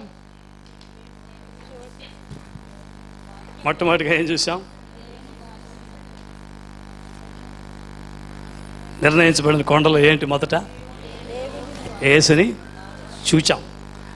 నిర్ణయించబడిన కొండలో రెండవదిగా ఏంటి? యేసుని ఆరాధించాం. నువ్వు యేసును చూసి అంటే యేసు వాక్యాన్ని చూసి, నువ్వు యేసుకు మ్రొక్కి అంటే యేసును ఆరాధించి, ఈ 2 కార్యాలు సకరంగా చేస్తే యేసు నిన్ను చూస్తాడు, యేసు నీ దగ్గరకు వస్తాడు. సపలు కూడా దేవుని మహిమపడదాం. 18వ వచనాన్ని మరలా ఒకసారి చదువుదాం, ఆరంభాన్ని. అయితే యేసు వారి యొద్దకు వచ్చి, చాలు, యేసు వారి వద్దకు వచ్చి. హల్లెలూయా. నువ్వు యేసు కాళ్ళు పట్టుకుంటే, నువ్వు యేసును ఆరాధిస్తే, నువ్వు యేసును వాక్యంలో చూస్తే, నువ్వు యేసు వాక్యానికి లోబడితే, యేసు చెప్పినటువంటి మాటలు వింటే నీకు జరిగే కార్యం ఏంటో తెలుసా? ఈ రోజు ఈ యొక్క నిర్ణయం నువ్వు తీసుకుంటే నీకు జరిగే కార్యం ఏంటో తెలుసా? నిర్ణయించబడినటువంటి ఈ కొండ మీద, నిర్ణయించబడినటువంటి ఈ పర్వతం మీద దేవుడు నిన్ను తీసుకొచ్చి ఇక్కడ నిలబెట్టిన, ఇక్కడ నాటిన ఈ చెట్టు, ఇక్కడ నాటబడి ఉంటే ఈ చెట్టు యొక్క బాగోగులన్నిటినీ చూసుకోవడానికి ఆయన నీ దగ్గరకు వస్తాడు. నీ దగ్గరకు వస్తాడు. ఉదయకాలమందు నువ్వు వ్యాధితో వచ్చావా, నువ్వు బలహీనతతో వచ్చావా, నీ దగ్గరకు వచ్చి ఆయన నిన్ను స్వస్థపరుస్తాడు. నువ్వు ఆర్థిక సమస్యలతో వచ్చావా, అప్పుల బాధతో వచ్చావా, యేసు నీ దగ్గరకు వచ్చి నీ అక్కర్లు అవసరతలు తీరుస్తాడు. నువ్వు నీ బిడ్డల నిమిత్తం కలవరపడుతూ వచ్చావా, వారి భవిష్యత్తును పట్ల నువ్వు ఆవేదన చెందుతున్నావా, యేసు నీ దగ్గరకు వస్తాడు. నా పూర్ణ హృదయముతో, నా పూర్ణ ఆత్మతో నిశ్చయముగా నిన్ను ఈ దేశంలో నాటి ఉన్నాను అని వాగ్దానం చేసినటువంటి దేవుడు నిన్ను చూసి నీ దగ్గరకు వచ్చి, ఆరాధన చూసినటువంటి దేవుడు, వాక్యాన్ని అంగీకరించినటువంటి నిన్ను చూసి నీ దగ్గరకు వచ్చి నీకు కావాల్సిన సకల కార్యాలు చేసి ముగించే దేవుడు ఉన్నాడు. ఎందుకంటే ఆయనకు ఆకాశమందును భూమి అందును సర్వాధికారములు కలిగి ఉన్నటువంటి దేవుడు. మనుషులు నీ స్థితిగతులు మార్చలేరు. ఈ లోకంలో ఉన్నటువంటి ఏ క్రియలు, ఏ కార్యాలు నీ స్థితిగతులు మార్చలేవు. నీ ధనం, నీ సంపద, నీకున్న పలుకుబడి, నీకున్న చదువు, what not everything in your world, ఏదైనా ఈ ప్రపంచంలో ఉన్నవి నీ గతులు మార్చలేవు. సర్వాధికారములు కలిగిన యేసు నీ స్థితిగతులు మార్చడానికి ఆయనను చూసి, ఆయనను మ్రొక్కి, నువ్వు ఆయన సన్నిధిలో కూర్చొని ఉన్నటువంటి నిన్ను చూడటానికి ఆయన నీ దగ్గరికి వస్తాడు. హల్లెలూయా. నేను కష్టంలో ఉన్నప్పుడు, ఆర్థిక సమస్యల్లో ఉన్నప్పుడు, క్రైస్తవ జీవితం అంటే తెలియనటువంటి రోజుల్లో, ఒక బ్రాహ్మణుడిగా జీవిస్తున్నటువంటి సందర్భంలో, తిరుపతి దేవస్థానంలో ఒక పౌరోహితుల కుటుంబంలో పుట్టినటువంటి నేను, ఎన్నో దేవుళ్ళు దేవతలు అని తెలిసినటువంటి సాంప్రదాయాల్లో నేను భక్తి కొనసాగిస్తున్నటువంటి దినాల్లో ఆస్తినంతా కోల్పోయి అప్పులు పాలైపోయి 27 లక్షల రూపాయల అప్పులు ఉంది, బతకడానికి బతుకుతెరు లేదు, ఉద్యోగం లేదు, వ్యాపారం లేదు, రేపేమైపోతుందో తెలియనటువంటి దినాల్లో ఎవడో ఒకడు వచ్చి చెప్తాడు, ఆ కొండకెళ్ళు, అక్కడ నీకు కార్యం జరుగుతుంది, అక్కడికి వెళ్ళేవాడిని, ఇంకొక 5,000 అప్పు. ఇంకోటి చెప్తాడు, అక్కడ మంగళూరు వెళ్ళు, అక్కడ మూలలో కొల్లూరు ఉంది, అక్కడ ఇంకొక ఆమె ఉంది, ఆమె వెరీ పవర్ఫుల్, అక్కడికి వెళ్ళు అంటాడు. సరే, అక్కడికి మరొక 10,000 అప్పు. మరి అక్కడి నుంచి ఇక్కడదా కాదు, ఆయనకి కళ్యాణోత్సవం చేస్తానని చెప్పు, అక్కడికి వెళ్ళు, అక్కడ కళ్యాణోత్సవం, అక్కడ ఇంకా ఖర్చు. ఇంకోటి చెప్తాడు, నీకు అడవి తెలుసా, అడవిలో ఒక తలుపులమ్మ ఉంది, ఇంకో తిరుపతమ్మ ఉంది, ఏదో చెప్తాడు, ఎవడో చెప్తాడు, అక్కడికి వెళ్ళేవాడిని, అక్కడ మళ్ళా ఖర్చు. పుత్తూరు తెలుసండి, కట్లు కడతారు మా ఊరు పక్కనే, కాదు, అక్కడ కోనలో ఒక లోయలో ఒక ఆయన ఉంది, అక్కడికి వెళ్ళు అంటాడు, అక్కడికి వెళ్ళాను. తిరుపతి కోన తెలుసా, భలే పుట్టి పెరిగినూరు, నాకెందుకు తెలియదు, అక్కడికి వెళ్ళు, 7 అక్క దేవతలు ఉన్నారు, అక్క దేవత చేయలా, అన్న దేవత చేయలా నా జీవితంలో. ఎక్కడికి వెళ్ళా గమనించండి, ఎక్కడికి వెళ్ళమన్నా నేను వెళ్ళాను, ఎక్కడికి వెళ్ళమన్నా నా భార్యను తీసుకెళ్ళాను, ఎక్కడికి వెళ్ళమన్నా నా యొక్క, ఇంకోటి చెప్పాడు, తమిళనాడులో తంజావూరు వెళ్ళా, తిరునల్లారు వెళ్ళు, శని పట్టుకుంటుంది అని, అక్కడ పట్టుకుంటే వదిలేస్తుందని అక్కడికి వెళ్ళా, అక్కడికి వెళ్ళు, ఇక్కడికి వెళ్ళు, ఎన్ని ఊర్లు వెళ్ళా, ఎక్కడికన్నా వెళ్ళా. నేను వెళ్ళటం కాకుండా నా భార్యను కూడా తీసుకెళ్ళా. చన్నీళ్ళలో మినగమంటే చన్నీళ్ళు, మోకాళ్ళ మీద మాట నడవటం మోకాళ్ళు, అంగ ప్రదక్షిణ చేయి, వాంతులు వచ్చేసేది. అంతకుముందు ప్రదక్షిణ చేసినంత వాంతి చేసుకునేవాడు, దాని మీదే దూరలి అంగ ప్రదక్షిణాలు చేశా. అంగ ప్రదక్షిణ చేస్తే గుళ్ళో కొన్ని గుళ్ళు, తిరుపతి గుడి అయితే నీట్గా ఉంటాయి, స్మూత్ బాగుంటుంది, ఎప్పటికప్పుడు నీళ్ళు పెట్టి కడుగుతుంటాడు, డబ్బులు దేవుడు కాబట్టి. తిరుత్తణిలో చాలా పెద్ద ప్రాంగణం, అక్కడికి వెళ్ళి అంగప్రదక్షిణ చేయడం ఒకసారి చూసా. ఇది అంత ఉంటుంది, మొత్తం ఎంత, ఎన్ని మీటర్లు ఉంటుంది, 1 కిలోమీటర్, 1 కిలోమీటర్లు తిరగాల. అయినా 27 లక్షల అప్పులు తీయటానికి 1 కిలోమీటర్లు దొరకటానికి ఉందిలే, దొరిలే. వాంతులైన వాళ్ళంతా ముందు మధ్యలో ఆగిపోయినట్టు, స్పీడ్ బ్రేకర్ల ముందు ఆగిపోయినట్టు, వాడిని అద్దె తీసుకుని బైపాస్ తీసుకుని తొరిలే. అక్కడికి వెళ్ళమంటే వెళ్ళా, ఇక్కడికి వెళ్ళమంటే వెళ్ళా. ఇంకోటి చెప్పాడు, ఇవంతా కాదు కానీ బట్టలు మార్చుకో, నల్ల రంగు వేసుకో, అక్కడికి వెళ్ళు, దరిద్రం అంతా నీ ముఖంలోకి వస్తుంది. అక్కడికి వెళ్ళా, ఎన్ని చేశాను, ఎక్కడికి వెళ్ళాను గమనించండి.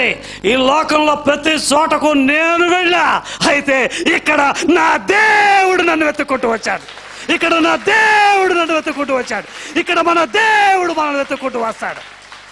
సత్యములో యేసును చూడగలిగితే, సత్యముతో యేసు నువ్వు ఆరాధించగలిగితే, సత్యము నిన్ను వెతుక్కుంటూ వచ్చి నీకు చేయవలసిన కార్యము చేయట తథ్యము. ఎందుకంటే సత్యము నిన్ను సర్వస్వతంత్రుని చేస్తుంది.